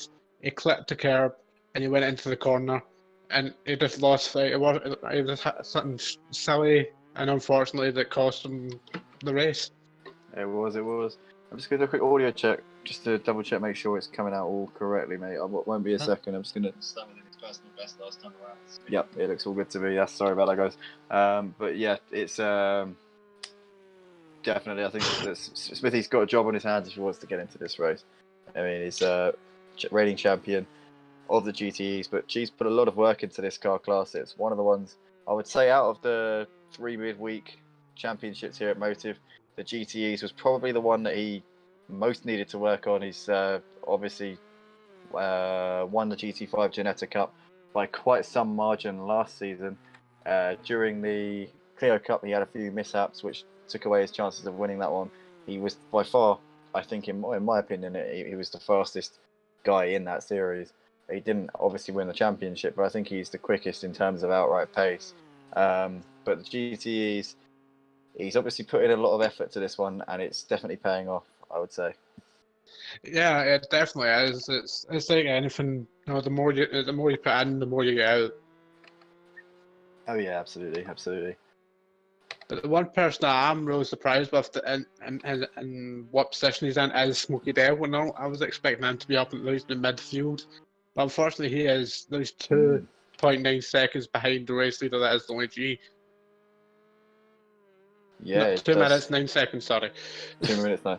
Yeah, he's Smokey Devil's not had the greatest of opening rounds tonight, which is a shame. Obviously, our Scotsman here looks like it's been a difficult one for him so far. Didn't qualify too well. It looks like he's 27 seconds behind the next guy, who's Ugbar, running in P15. So it's going to be a difficult one. Hopefully, he can fight back in the feature race. Obviously, the feature will be an additional qualifying session. The top 5 can't qualify, so that should help him out a little bit and elevate him up the order just a little bit. But obviously you speak to Smokey quite a bit. What was his preparation like for this race? Was he enjoying the track and car combo? And what's his hopes for this season? Well, I've not actually spoken to him for quite a while, but just knowing what he said about this track in the past, it's never really been his favourite. He prefers the longer, straighter tracks. Oh no, Smithy's gone off. Oh no, Smithy's lost it. We've got a yellow flag here. It looks like Chris just about manages to. Oh no, he takes Chris with him. And it looks like he's collected him. These guys are in all sorts of tangle here. Looks like Chris managing to get it around Smithy. Looks like he's waiting for Chris. Chris taking a very long time to get back in shape again. That is just a very unfortunate incident there between these guys. It looks like they're once again going, but they're both lost a lot of time there. And Airtel now looking like he's right on the back of them as well. J-Palm sat waiting in the wings as well as they come out onto the back straight. It looks like we got 5 cars battling here over P2. G now left 20 seconds clear at the front, but this is incredible stuff here. Obviously, Smithy having the spin at the top of the hill, losing a lot of time to Chris Pissick, and we're currently seeing these guys coming up towards the chicane. It looks like, yeah, it's just I think Smithy losing it by himself and unfortunately collecting Chris with him. Just one of those things that happens in racing. Well, it's a very fast-paced track, this, especially in that mountain area. Side by side in the background, looks like Thorsten's up into P5. Sorry. Anything can happen. I've seen it plenty of times. Even the best drivers can be caught out on that, especially in the downhill area. when you're trying to keep it as fast as you can, but try and get around the corner. It is so easy to clip one of those corners and you're just out. Yeah, definitely is. It can catch you out very, very easily. As we see Thorsten there moving up into P5. He's been sat behind J-Palm for a few laps, so he will be relieved to finally get into some clean air, up into 5th place. And he wouldn't have expected to be so close to 2nd place with the way his race has gone, but that is the situation that he's in at the moment. He hasn't got too much to get onto the back of these guys, but there's only a lap and a half left in the race. So it's going to be time is definitely running out here for Thorsten if he wants to get on the podium here. Obviously, you've got Smithy, Chris, Airtel in front of him. It looks like Smithy's managed to pull out a couple of seconds to Chris, and Chris likewise to Peanut, a second and a half. So I think Thorsten's a little bit too far back to make anything happen here. Where's the only G at the moment? Let's get some eyes on our race leader and see if he's on the last lap. Yeah, he's just coming up towards the last corner, so he has got a lap and a bit left to go here in this race. And what a performance it's been from G today. Yeah, oh yeah, it's been absolutely flawless. It didn't put a foot wrong. He's kept it straight. He's kept his mind forward instead of looking backwards and getting himself distracted. That's always what the way he's been. It's the way he probably always will be. So hats off to him, and great performance. Absolutely. It's onto the last lap now, and he's just got to bring it around for one more time here at Bathurst Mount Panorama Circuit here. It's refreshing to see G. He's just put in so much work into the GTEs over the course of the off season, and it's really, really paying off at this point. Obviously, driving in the Ford for this season, making a switch from the Porsche, both himself and Smithy making that change, and it's really, really paid dividends, which is something a lot of the guys have done. I know that ASL, Mida Peanut, Grandad Steve, those guys, John Boy also, and Falguest, they've all decided to stick with the Porsche for another season, but it's definitely the car to be in at the moment. I would say the Ford. It's one of the quickest around in the GTE category. It's either that or the Corvette for me, to be honest. The Porsche, I've just never really got on with it for some reason. It hasn't worked whenever I've tried to use it, but each to their own. I know that there are a lot of Porsche enthusiasts here in this league. Well, yeah, the Porsche, it's a good car, yeah. It's got nice handling. It's just got no top end at all. It's definitely got the lowest top end of all the GTE cars in its class. Yeah, it definitely does. 100%. We're watching the only G here coming down the hill towards the final chicane here under the Pirelli bridge, and he has just got a couple of turns left to go, doing a little bit of weaving here as he comes up towards it now. Very, very gently on the brakes. He's gonna just bring it around these last couple of turns. Obviously finished 3rd in our GTE championship last season here at Motive, and he is gonna finish 2 positions higher than that for the opening race of the season. The sprint race here, the only G takes the win here at Bathurst. Brilliant start to the season for him. Dominant victory tonight. It looks like Smithy's going to come around in P2 after a collision with Chris. Halted him a little bit at the start, but that is what it is. Looks like he's got a lap car just in front of him. That Smoky Devil there. Smoky Devil finishes the lap down on the leader, the only G. But Smithy comes around to take a well-deserved P2. Great points for him. Chris Pissick on the podium in his first race in Tier 1. Great job from him. J Palm in the end manages to get past Airtel for 4th. That is fantastic there from him. Chris drops way back in the classification. Not sure if he got a penalty unjustly at the end. Thorsten manages to pip Seba Stefano and Mida Peanut for P5. We've got Chris Pissick. It's dropped way back down to 8th with a penalty of some sort. I think potentially we may see that penalty get overturned. I imagine that was for an illegal overtake of some kind, which usually we see overturned here at Motive. We've got Steve coming over, and we've got George in 8th. Grandma Steve comes around in 9th place. We've got Camber 11th. Valguest finishes in 12th. Ugbar looks like he's going to try and hold off DC Wrestle here in the battle for 13th as they come through the final chicane now. They're very, very close on the track as they come down towards the last turn. Here we go. And Ugbar comes around the last turn and over the line to complete the race. Flying Dutchman there, holding off DC Wrestle. Good racing from those guys. John Boy is going to come round in 15th position, and he's going to be the last car on the lead lap. Ladies and gentlemen, what a race there. The only G, dominant, completely controlled that race from start to finish. Congratulations to him. Well done to Smithy and J Palm in the end on the podium. I think Chris Pissock may be reinstated on the podium. We'll have to wait and see on the verdict on that particular incident. But that was the sprint race, ladies and gentlemen. Thank you for joining us. Be sure to stick with us. We'll be back on for our feature race qualifying session in 5 minutes or so. Stay tuned, stay around, and we will see you in a moment.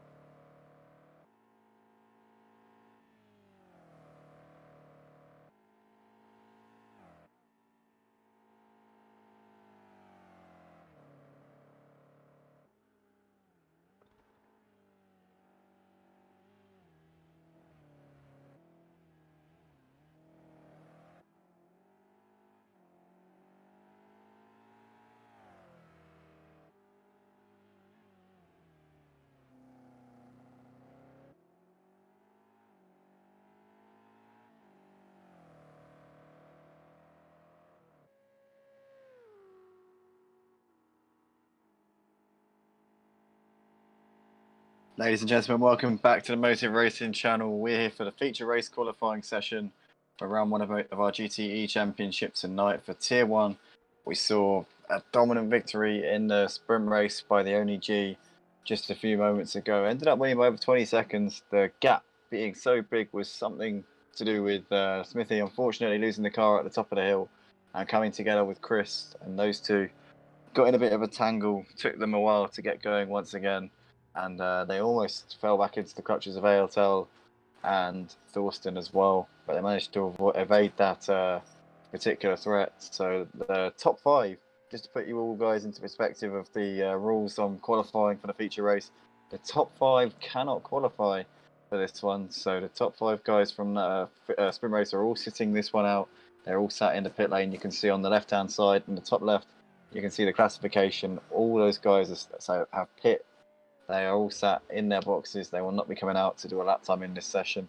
That gives the guys who finish in the mid-pack a chance to get the ascendancy for this feature race and get themselves up the front, knowing that their faster rivals are going to have to be doing it the hard way from the back of the pack.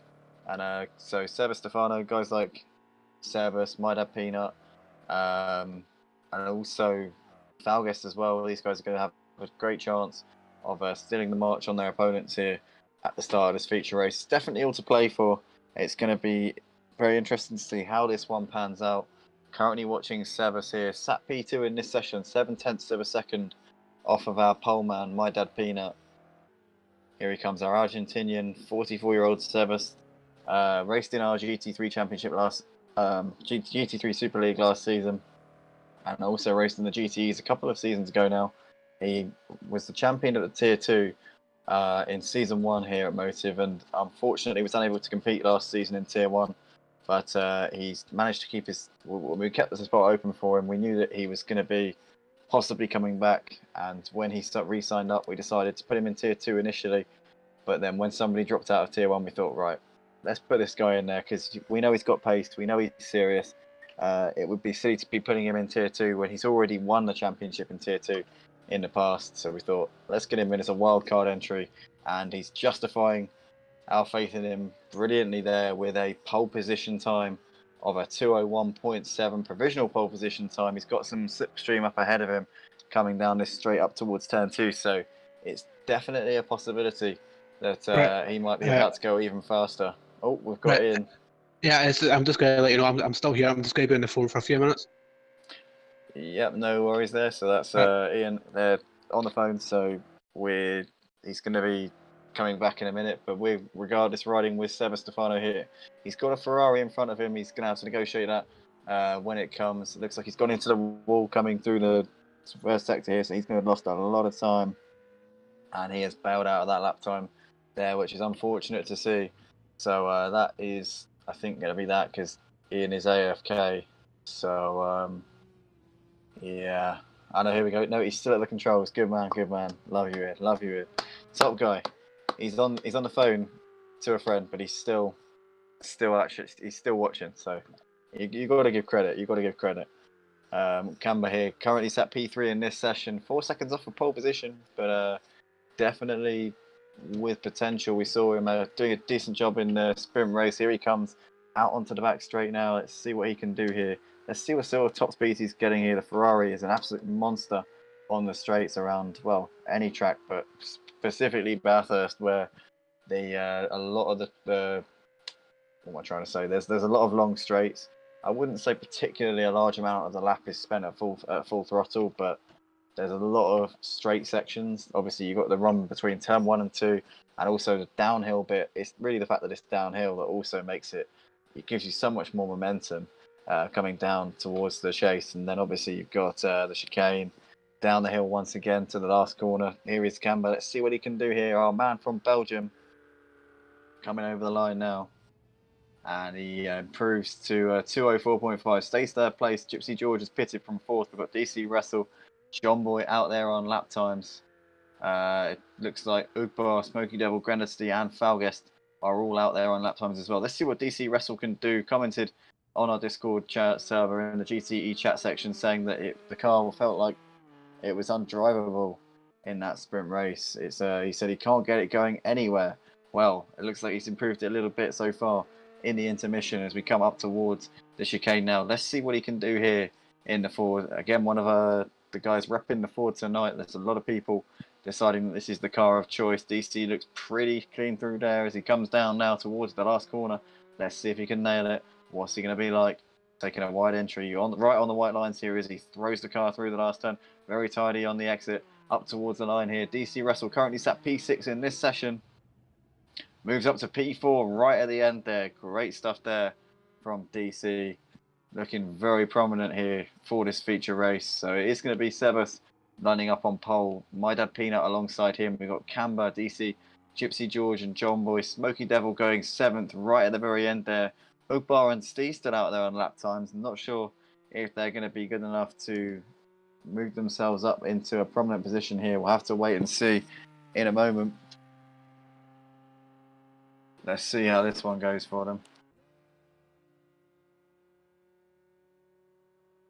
No, it doesn't look like it. So Sebas is going to line up at the front, guys. My Dad Peanut and Grandad Steve lining up just behind him with Camber, DC Wrestler and Gypsy George, Ugbar, John Boy, Smoky Devil, Thorsten rounding out the top 10. We've got Chris, Bissek, Smithy, J Palm, ALTEL, Falguest, and the Only G is going to be lining up at the back of the field.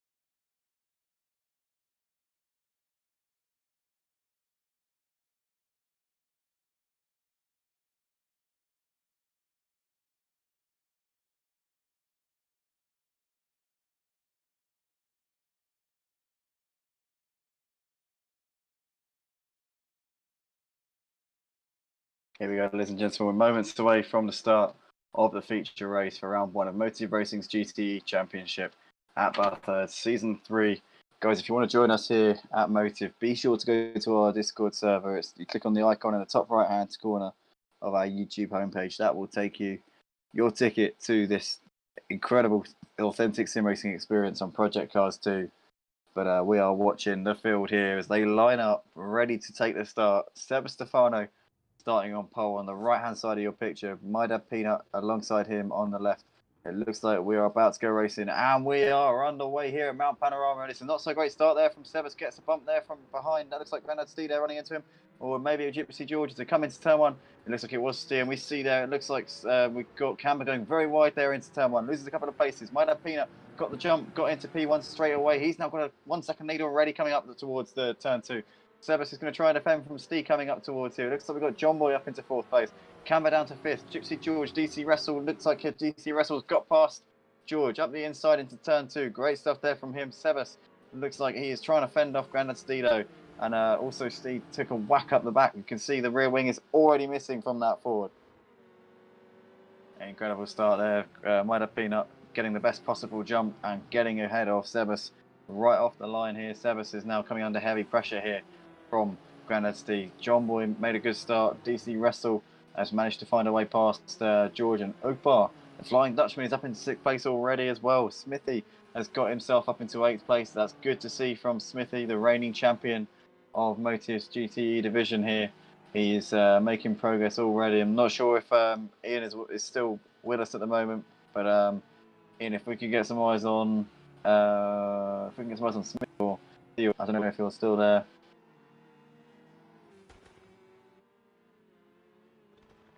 Can you hear me, Andy? There we go. Got you. Yep. There we are. Great stuff. There we go. So, My Dad Peanut there made an amazing start here, and he really got it hooked up, got up into the lead, and Service is falling.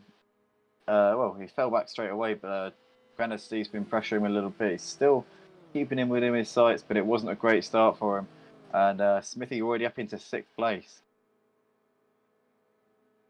from the back. Yeah, of the it's, whenever it comes to the second race of the day, it mixes things up to the point where you don't know who's going to be where. It's always going to surprise you. Yeah, absolutely. So Smithy obviously starting at the back, and now he's already managed to get himself up into P6, which is nothing short of incredible, really, when you consider the fact that there's a lot of very top-class drivers here in this Tier 1 category. Some of the fastest GTE racers on the Project Cars 2 PlayStation 4 platform. We're currently watching My Dad Peanut leading the way. Qualified second, got a perfect jump off the start, got himself up into the lead. Sebas is not making it easy for him, though. Sebas still sticking with him here as you come through turn 2. It's just going to be an absolutely fantastic race between these guys. Rob will be looking to have a good season after a not so great season last season. Managed to finish, I think, 12th in the standings in the end. Ordinarily, that would have meant that he would be dropped down to Tier 2, but obviously we had a couple of people withdraw from the championship, which ultimately kept him up here. And at the moment, it looks like he is trying to repay the faith that we've showed in him by keeping him in Tier 1. Yeah, it's Tier 1. It's the elite of the elite. You always try to fight for your position, to try and keep yourself up into the Tier 1s instead of being relegated down to the Tier 2s. So everybody's always fighting for each position they get, because they know the higher you get up on that board by the end of the race, the more points you're going to get. Yeah, absolutely. It's all about making sure that you get the consistent performances in, because consistent points usually will get you the top 10 position that you need to stay in the league. Obviously, that is the benchmark, being top 10, get an automatic spot in the next season. If you finish outside the top 10, you're technically put up for a review. The top 5 from the league below always get promoted. So if you look at it, you're basically guaranteed a spot if you finish in the top 10, or if you finish in the top 5 from the league below. As we see there, it looks like a Ford getting all sorts of out of shape there. DC Russell running across the gravel, the only G, and Smithy up into 4th and 5th already.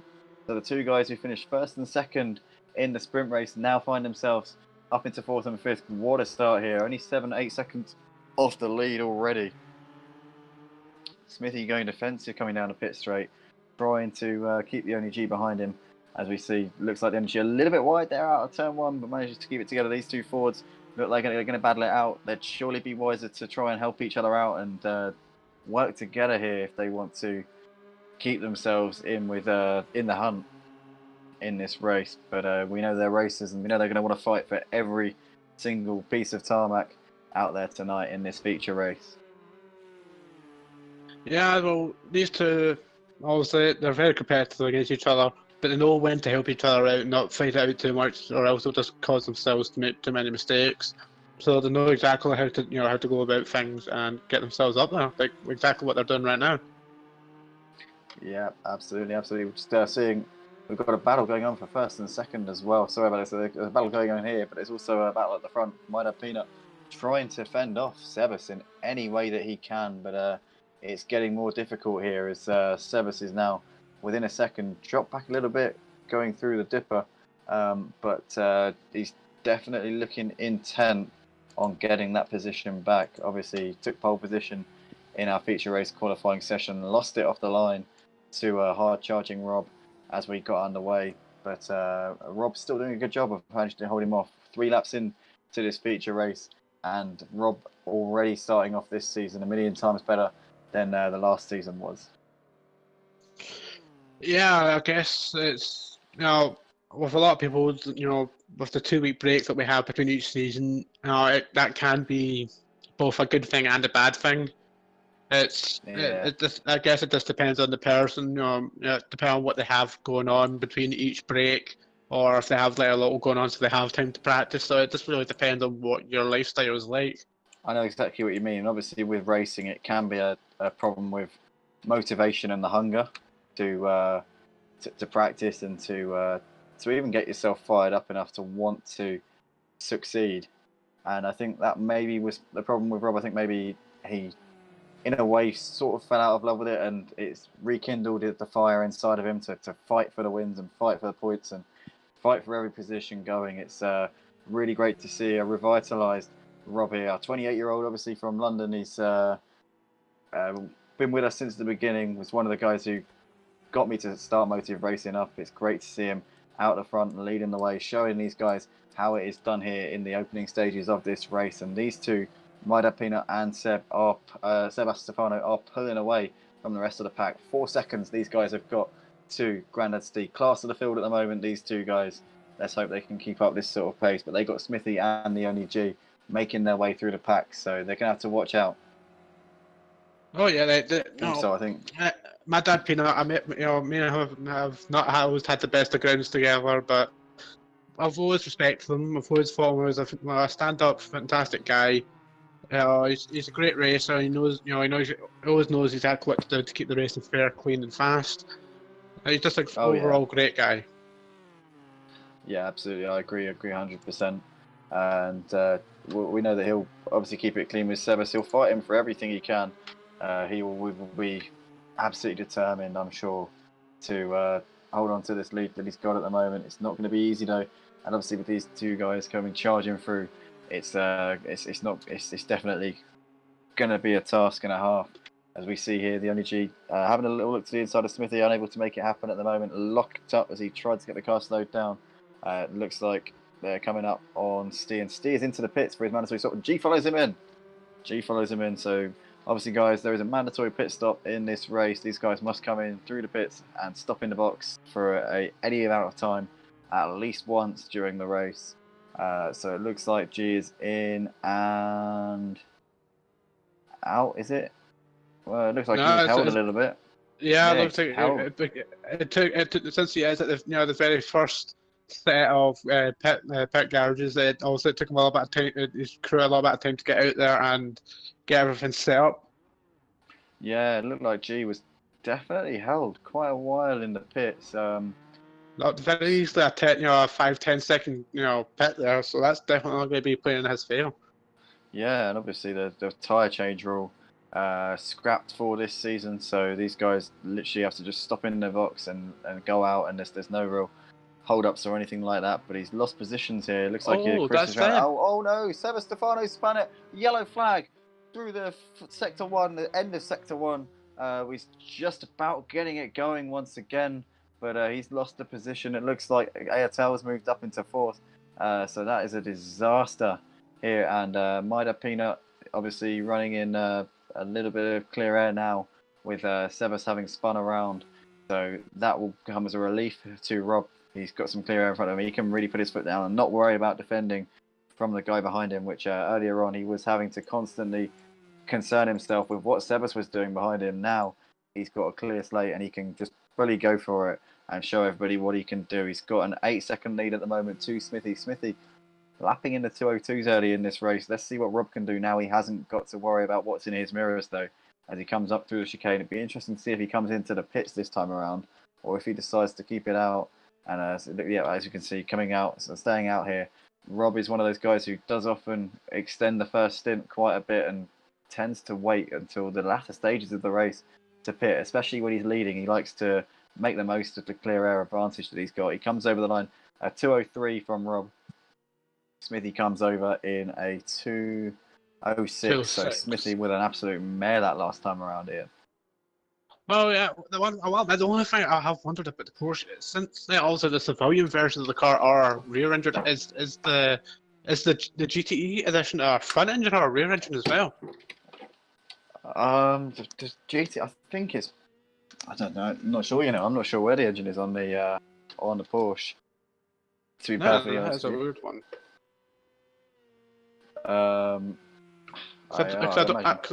Because I don't really see a rear engine GTE car being a very good thing for keeping the engine cool. Yeah, I know what you mean. It's I don't know. I'm not sure, to be honest with you. I'll have to look that one up. Yeah, if anybody knows in the comments section, let us know in our YouTube chat section if you know the answer to Ian's question here. We've got Kurt Hodgson in the comments saying, my favourite commentator, he's done it again. I think he's talking about you, Ian. What?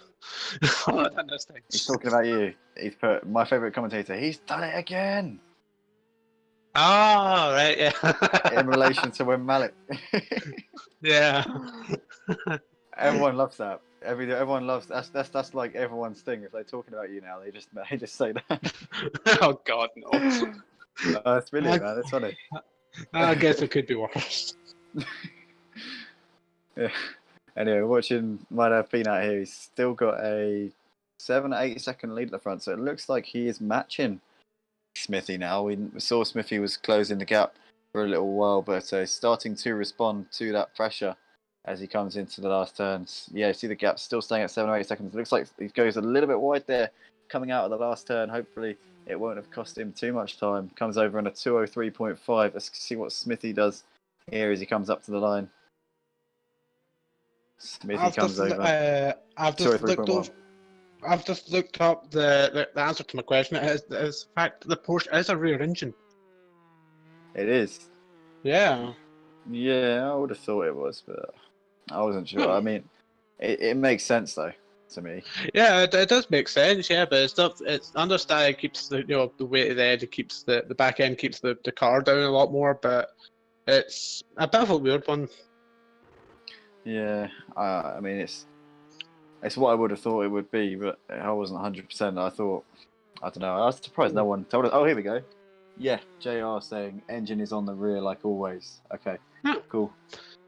Good to So know. many people know a lot more about mechanics than I do. Yeah. I'm just a commentator and a racer, guys. I don't know anything about actual. I don't know anything about cars.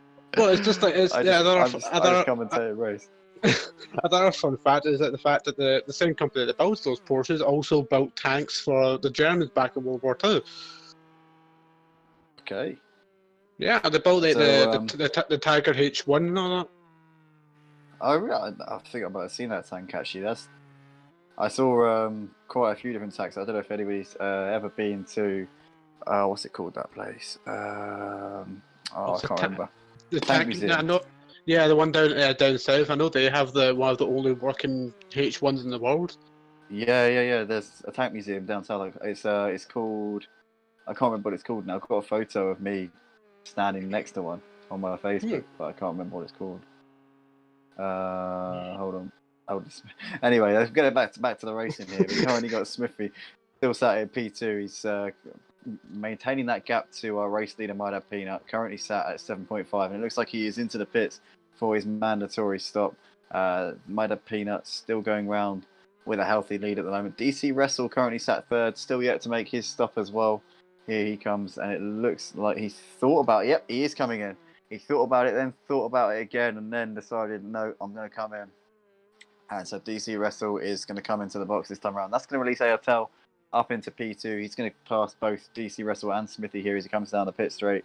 So now he can get the hammer down, and he's 4/10 up on his personal best as he comes around. Maida Peanut lapping in the low 2-minute threes, but that is a second off of what the Only G is doing down in 6th. But he has got a penalty, the Only G.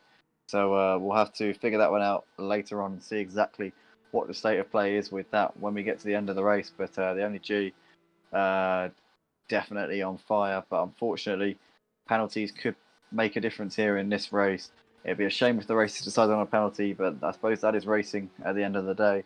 But I'm just looking at the state of the race at the moment. I genuinely feel like Maida Peanut is in a great position here. We're almost halfway through this race. He's got a 23-second gap at the front. Obviously, he still needs to come in, but Airtel needs to come in as well. The highest runner who's already been in is Smithy, I believe. Smithy's the highest runner who's been in for his stop already. He's 28 seconds behind Maida Peanut. Yeah, and the Only G. Those two have already pitted.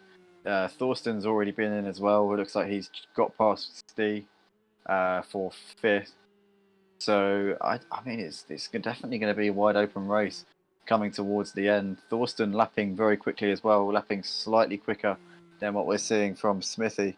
Not much quicker than Gino at this stage in the race. It could be 4 guys battling over the lead, and Chris is also right with Thorsten as well. So Chris Pissock only a couple of seconds behind him. There's a lot of guys in this race who I feel might be able to take the victory in this one. Mida Peanut currently showing everyone the way, but Smithy G, if he can really get it going in the last few laps, we're already halfway through, and obviously 10 laps left to go here at Bathurst. Still a lot of racing to be done, ladies and gentlemen. If you're interested in joining us here and becoming a part of the action that you see in front of you, then be sure to go to our Discord server and get yourselves involved as drivers. Register on our Discord. We've still got a couple of spots in our lower divisions, obviously Tier 2 and Tier 3. Still have plenty of spaces for people to get involved. So if you want to get involved, you know what to do. Get on the Discord, get yourselves signed up to our leagues. Definitely well worth it. Yeah, it really is. It's probably one of the best decisions I've ever made. Jumping into the server, roughly at the beginning of this year. I've been in it since obviously the beginning of the year, and I've loved every second of it. I've always had a great race with everybody, great team of staff. Always happy to help you out with anything that you've got going on, any problems you have. So if you are considering joining, then please, we urge you, please do so. We're always happy to welcome new members every day, and anytime really, as we always have new and fun things going on. Yeah, and I think the thing about the community here is that we're all willing to help each other get quicker, and we're all working together to improve ourselves as drivers, as just in general. We're all sort of building something, I guess, from scratch, and it's coming along really, really nicely. We've got a great community, a great bunch of guys on our Discord server. So if you want to do it, then go to the icon in the top right hand corner of the YouTube homepage and sign yourselves up. And also, if you enjoy the action that you see live on the Motive Racing channel, then definitely be sure to subscribe and put those post notifications on so that you'll know whenever we're live here on the channel. Looks like G has got ALTEL just behind him. He's just got past him here, so he's now still 6 seconds behind Smithy. It looks like Smithy in the box seat in that particular battle, but Mida Peanut still keeping that gap to Smithy. Oh no, G's lost it, and ALTEL there synchronized spinning on the exit of the chicane. It looks like G recovers slightly quicker there, but he's lost a bit of time there. He's lost about 6-7 seconds there to Smithy. He was 6 seconds behind. He's now 13 seconds off of our man in P2. He lost the position. Thorsten now up into third. So that will he'll be counting his blessings there. However, he's still got Chris right behind him, but G has really lost out there, and it just looked like they both lost it together. Yeah, there must have been a small bump. I know there is a few small bumps around that chicane. It is difficult, especially when you're coming off of an extremely fast long straight. Keep on the brakes, while also trying to keep as much speed as possible. It's extremely difficult to try and navigate that at decent speed. Yeah, it definitely is, and obviously you're coming from such a high speed, and in the slipstream as well, it makes it 10 times more difficult, especially when you're in a sandwich. You've got someone else. There's basically no. There's no the air resistance is a lot more. You don't get as much side air resistance, so it really does make it a different. It's like a different corner, basically. Oh yeah, and you've got people on either side of you. Yeah, it just feels like you've got a much tighter corner than what you actually do. Yeah, definitely. Well, here we have Mida Peanut going for his mandatory pit stop now. Here he comes. A little bit of gravel on the way in, but let's see if he can get it in and out here. He's going to have to stop in the box for a moment, and then he's going to be on his way. Be interesting to see where he comes out in relation to Smithy, who's 23 seconds behind. Smithy, the reigning champion of the GTE division here at Motive, is going to be coming around any moment now. Looks like Mida Peanut is stopped, and he is gone. That's a good pit stop there. 4 or 5 seconds there. He is away and trundling now down towards the end of the pits. Where is Smithy? We're expecting him around the final corner any moment now. Here he is. This is going to be a close one. He's definitely going to be at least a 5 or so seconds.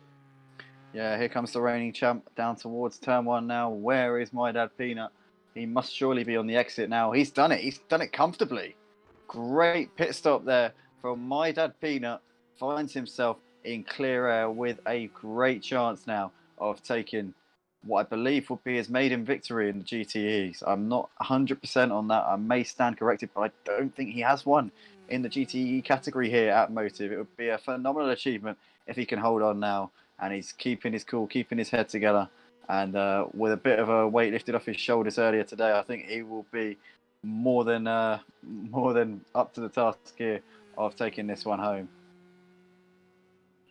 Well, as long as it keeps it calm, doesn't worry about too much about the gap between himself and Smithy, then he should definitely have this in the bag. He's definitely very proud of himself, proud of the car, and proud of his engineering team for how they've put the car together and how it's performed. Yeah, I think it's a testament to the setup and also just the way he's driven. And I know a couple of the guys who were his teammates last season, Smithy and G, and also Steve, those guys switching from the Porsche team to the Ford. And I'm sure he's been pretty determined to prove that there's nothing wrong with this Porsche and it can work a treat around certain tracks. And obviously on the straights, it's suffering here at Mount Panorama, but in that middle sector, up on the top of the hill, it is really a revelation compared to these other cars, and still pulling some decent pace down the straights as well, it must be said. But he's got 7 laps left to go here in this race, and can he hold on here? So he's got a 6-second gap at the front. Well, it's all about keeping that gap. With this mountain, it's so easy to lose your cool, and if you do, there's not much you can do in terms of recovery, especially with that road that's been so narrow. Yeah, it is, and it's as you say, nowhere to really turn around. But let's hope that anyway that doesn't happen. Touch wood. We've also got a battle going on now. I think between 3rd and 4th, Thorsten and Chris looking pretty close. They've also got G hunting them down in 5th. We saw G making a mistake a few laps ago. On the exit of the chicane, it's very easily done. Same place that Simon, otherwise known as the Mutts Nuts, made his mistake in the Tier 2 race earlier on. But he's definitely came out a lot better than what Intel has. As also we know that the only G is in 5th, and Intel is all the way down in 11th, unfortunately.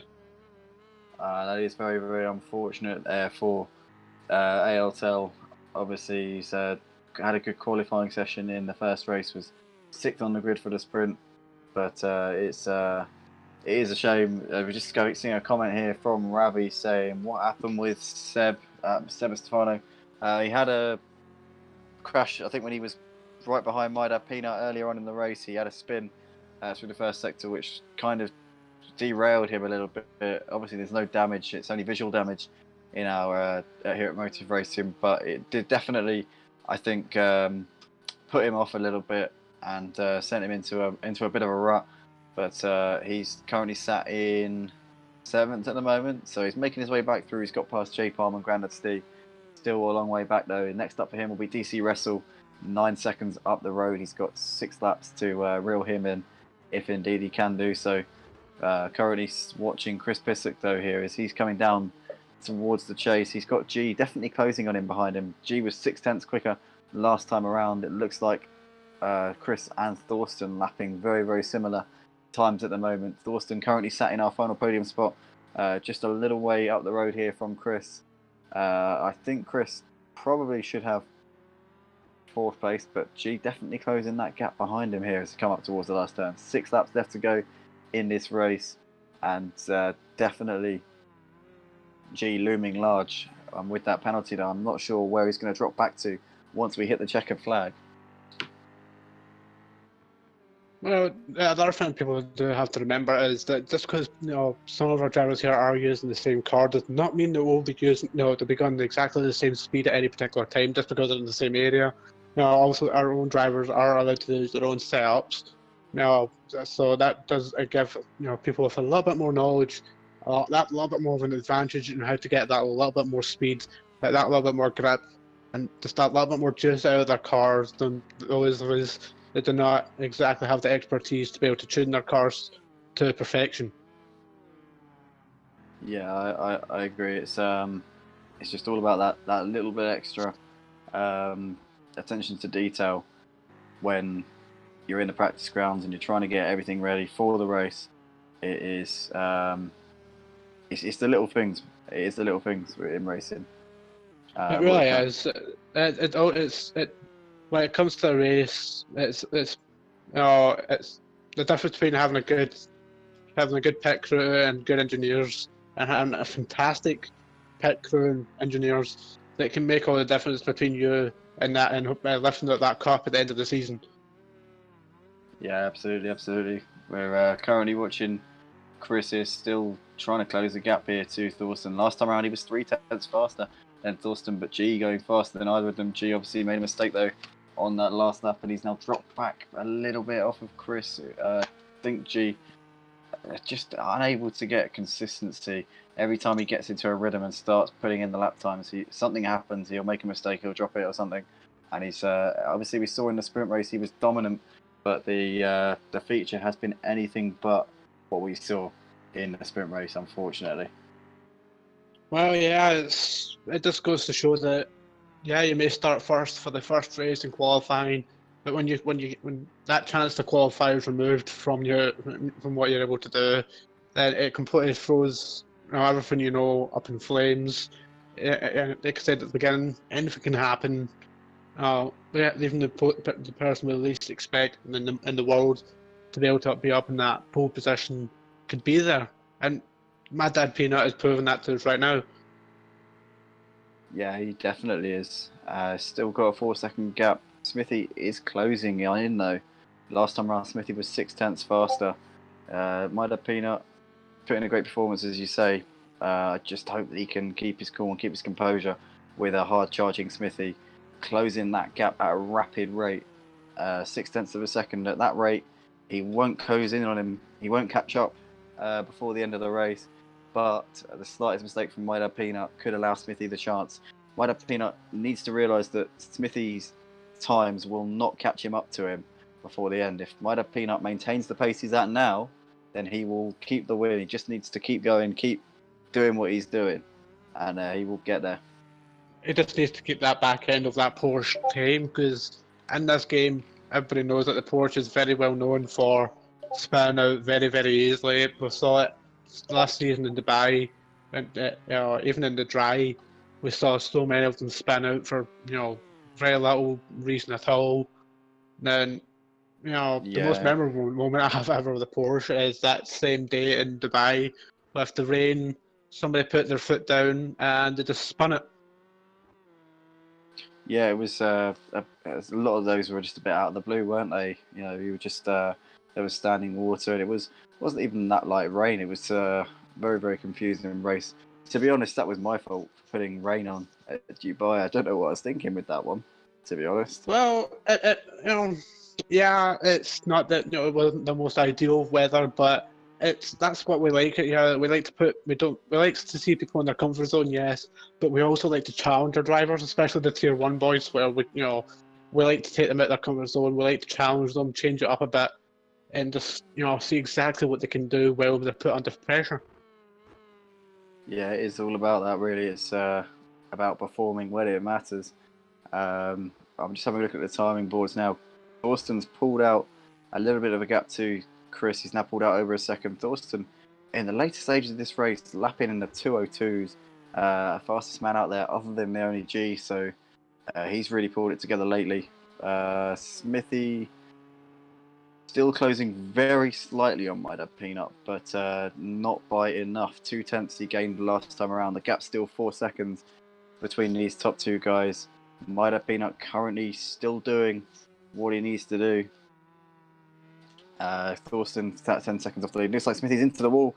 Smithy having a little bit of a moment there as he came through the middle sector. Didn't lose him too much time. He did brush the wall as he was coming through there, and yep, it's lost him some time. You can clearly see on the timing boards there on the left-hand side at the top of your screen, the gap now almost 5 seconds between Mida Peanut and Smithy. So Smithy having a bit of a mare coming through that middle sector. It's lost about a second here as they come down towards the chase.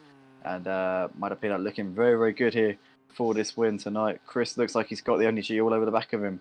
Yeah. Yeah, there we go.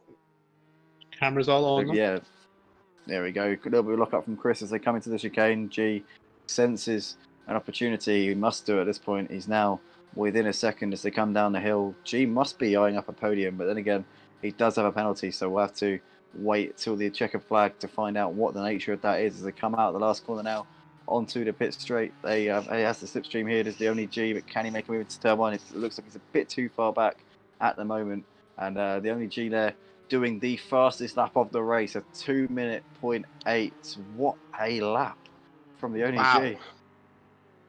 That is outstanding on 16 lap old, or maybe I don't know if he's actually he might not have. He might have pitted for tyres actually, thinking about it, because he was in the box for quite a while. I did not see his engineers changing any tyres. I think he just flipped. No, you don't?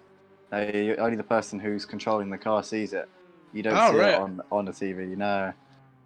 Well, I still stand by the fact that I think that since his pit box was the first one in the row, that it just took. He was there before his crew were ready to do anything, even though they weren't actually going to do anything. Yeah, that's it. I mean, I think they weren't even out in the box, were they? He was so close to the end of the pit lane, like you say.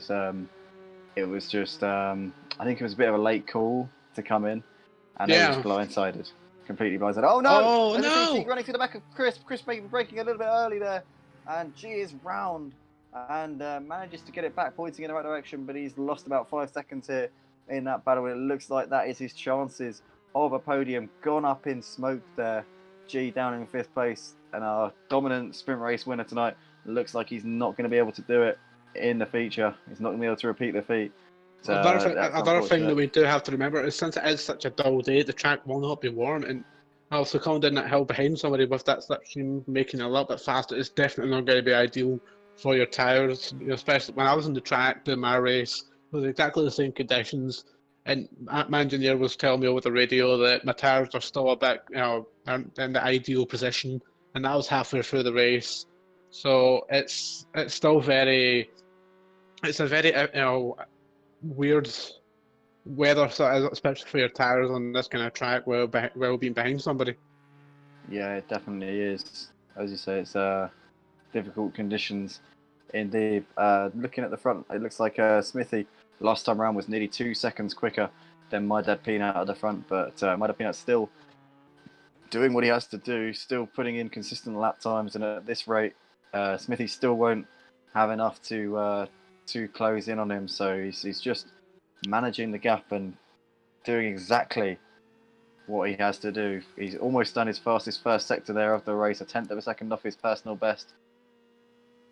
Threading the needle through these corners and keeping it out of the barriers, which is what he needs to do.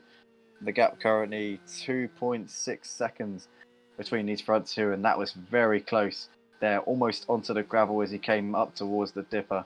But he's been doing a brilliant job all night in this feature race. Started on the front row, managed to get the jump off the line ahead of Sebas, and he hasn't looked back since. Has led every single lap of this race as My Dad Peanut. He's led every single lap, and I just hope that he can hold on here. It looks like Smithy's had a moment. Smithy's dropped back. Smithy's dropped back to 5 seconds behind. It looks like he's 3 seconds down on his personal best. He's had some kind of mare coming up through the top of the hill, so he's lost a lot of time to the race leader. My Dad Peanut now with a 5 second gap, and surely the race win at his mercy here. Thorsten looks like he's closing in on Smithy as well. Here we come into the chicane. The gap, 2.5 seconds. I think it's a little bit too late for Thorsten to mount a challenge to Smithy's second place. It's a solid podium finish for Thorsten in his comeback to the GTEs. Obviously won the GTE championship ahead of Carnage Venom in our opening season here at Motive, and decided to sit last season's out to focus on the GT3 Super League, which he went and took the title in. He's a man who generally succeeds in anything that he tries, and he's decided that he's going to do both this season once again. So he's going to be racing in the GTEs, trying to regain his crown in this one, and he's also going to be attempting to retain his crown in the GT3s as well. But Thorsten doing an excellent job here, has had the pace in this race, and unfortunately had a little bit of a few too many problems, I think, in the first lap. Meant he had to take an early pit stop, and it just dropped him well out of the picture, basically. Yeah, it's always unfortunate to see. Obviously, like I said before, if it'd been the very first season, for the very first race of season 3 here at Moto, after the 2 week break, not everybody's going to be into the element, not everybody's going to be in the right mindset as what we would normally be, say, halfway through the season. So this is more of a warm up kind of race for people just to try and get back into the mindset of the season, try and warm themselves back up and just try and get out there and make it the best season as possible. It is, yeah, it definitely is a opportunity for everyone to cut their teeth in, really, and get back into a rhythm. And obviously, Mudda Peanut has picked up a million miles ahead of where he left off last season, which is quite incredible. Just about managed to survive in this Tier 1. Let's get some eyes on our race leader and see whereabouts he is. He must be coming down towards the end of the race. Here he is, coming through the final chicane. And what a revelation this man has been at the start of this season. Just about managed to cling on to his spot in the Tier 1 GTEs for this season. And he is more than making up for it this evening, as he's going to take the victory here in a feature race at Mount Panorama, otherwise known as RDJ or Rob. My Dad Peanut takes the victory over the line. It was really and slow. Does a little bit of showboating at the end there to rub it in a little bit. My Dad Peanut, well, what a win there from him. Smithy kept his foot in, hoping that My Dad Peanut would misjudge the gap, but he did not do so. Smithy second, the reigning champion, picking up on this season with some good point scoring run. Thorsten in third, completing the podium on his return to the GTEs. Chris Bissek, the only G, complete the top 5. DC Wrestle, solid finish from him in 6th place. We've got Seba Stefano in 7th. Grandad Steed's going to come around in 8th. Here he comes, just coming down towards the chase now. Good to have Grandad Steed out on track with us tonight, finishing in a very, very solid point scoring position. J Palm, Tier 2 champion from last season, is sat in 9th place. J Palm, a big shout out to him, actually. He always pops up in our comment sections on YouTube, always giving us a shout and supporting the stream. Excellent stuff there. So Grandad Steed's coming up towards the line to finish in 8th place. J Palm coming around in 9th. We've got George a few seconds down the road. George in 10th. George was one of the guys hyping up the start of the season on our Discord server, in our general chat section. Good to have him out on track, getting a top 10 position tonight as well. Very solid points there from George in his debut, actually, in the G1. Oh no, who's running in the background? Ayatel getting all sorts of out of shape. And Ugbar's going to pick up 11th. The Flying Dutchman there coming through. Ayatel in the end coming over in 12th place. John Boy and Falgas are going to fight it out to the flag, but it looks as though John Boy's got enough here. John Boy coming round in P13. Falgas last season's runner-up. Unfortunately, having a little bit of a difficult start to the season, down in 14th. We're hoping that he will pull it together for the rest of the season.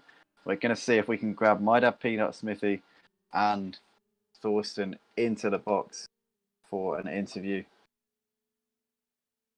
But some great racing there from all those guys, and it's great to see My Dad Peanut making an absolutely flyer of a start to the season. Yeah, it's always good to see such fights at the beginning of the season. Always, this shows that even if it is the first race, they're always trying to get their foot in the door, make sure that they get down and get as many points as physically possible during the very first race of the season. Yeah, definitely. Just seeing if we can get these guys into the commentary booth. If not, then I might be able to start a call or something. If I ring G and then invite you guys in. One second. Right.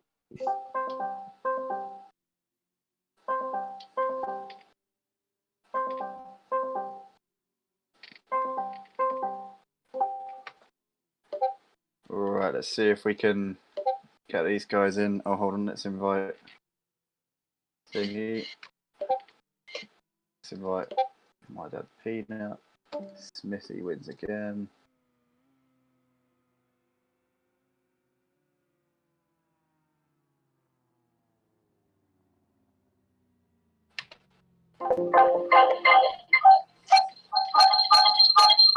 Sorry, I'm really sorry. Yep. Oh God, you're paid for my hospital bill. I'm really sorry. I don't think we are going to be able to get these guys into the box for an interview, unfortunately. Can't seem to find Smithy.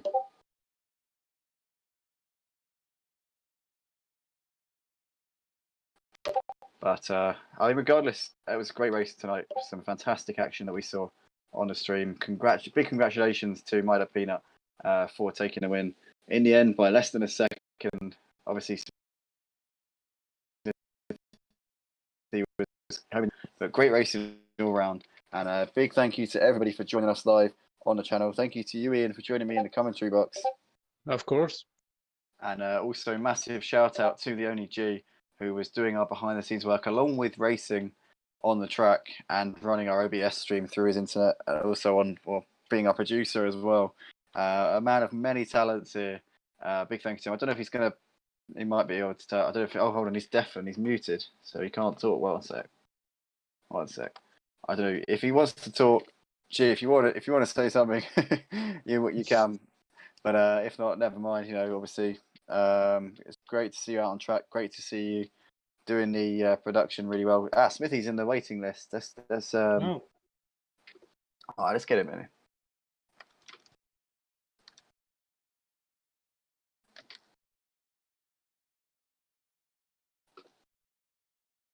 Won't let me invite him.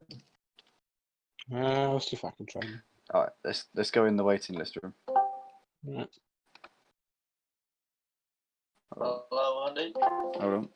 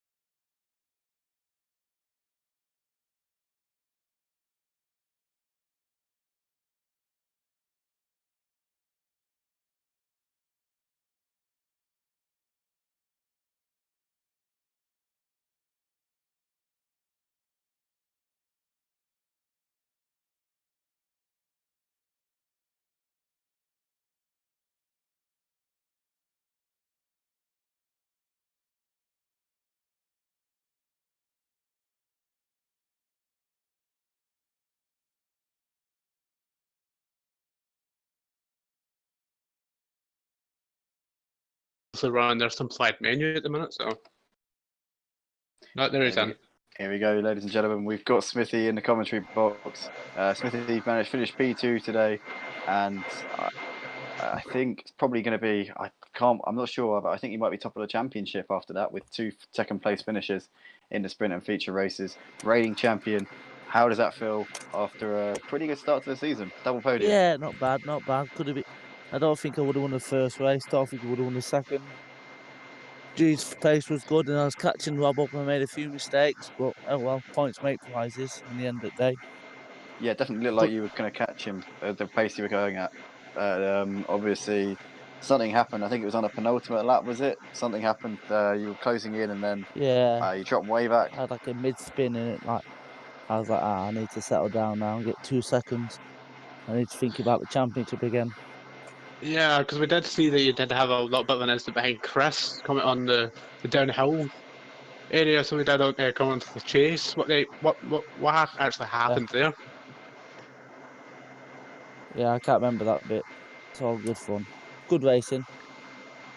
I think it was Euro G. I can't remember. I think it was G. Yeah, Ah, right. G. My apologies. G. Yeah, we saw. Yeah, G. We saw the incident with you and Peanut spinning, synchronized spinning, but to me, didn't make contact. To me, didn't make contact. No, I thought you didn't.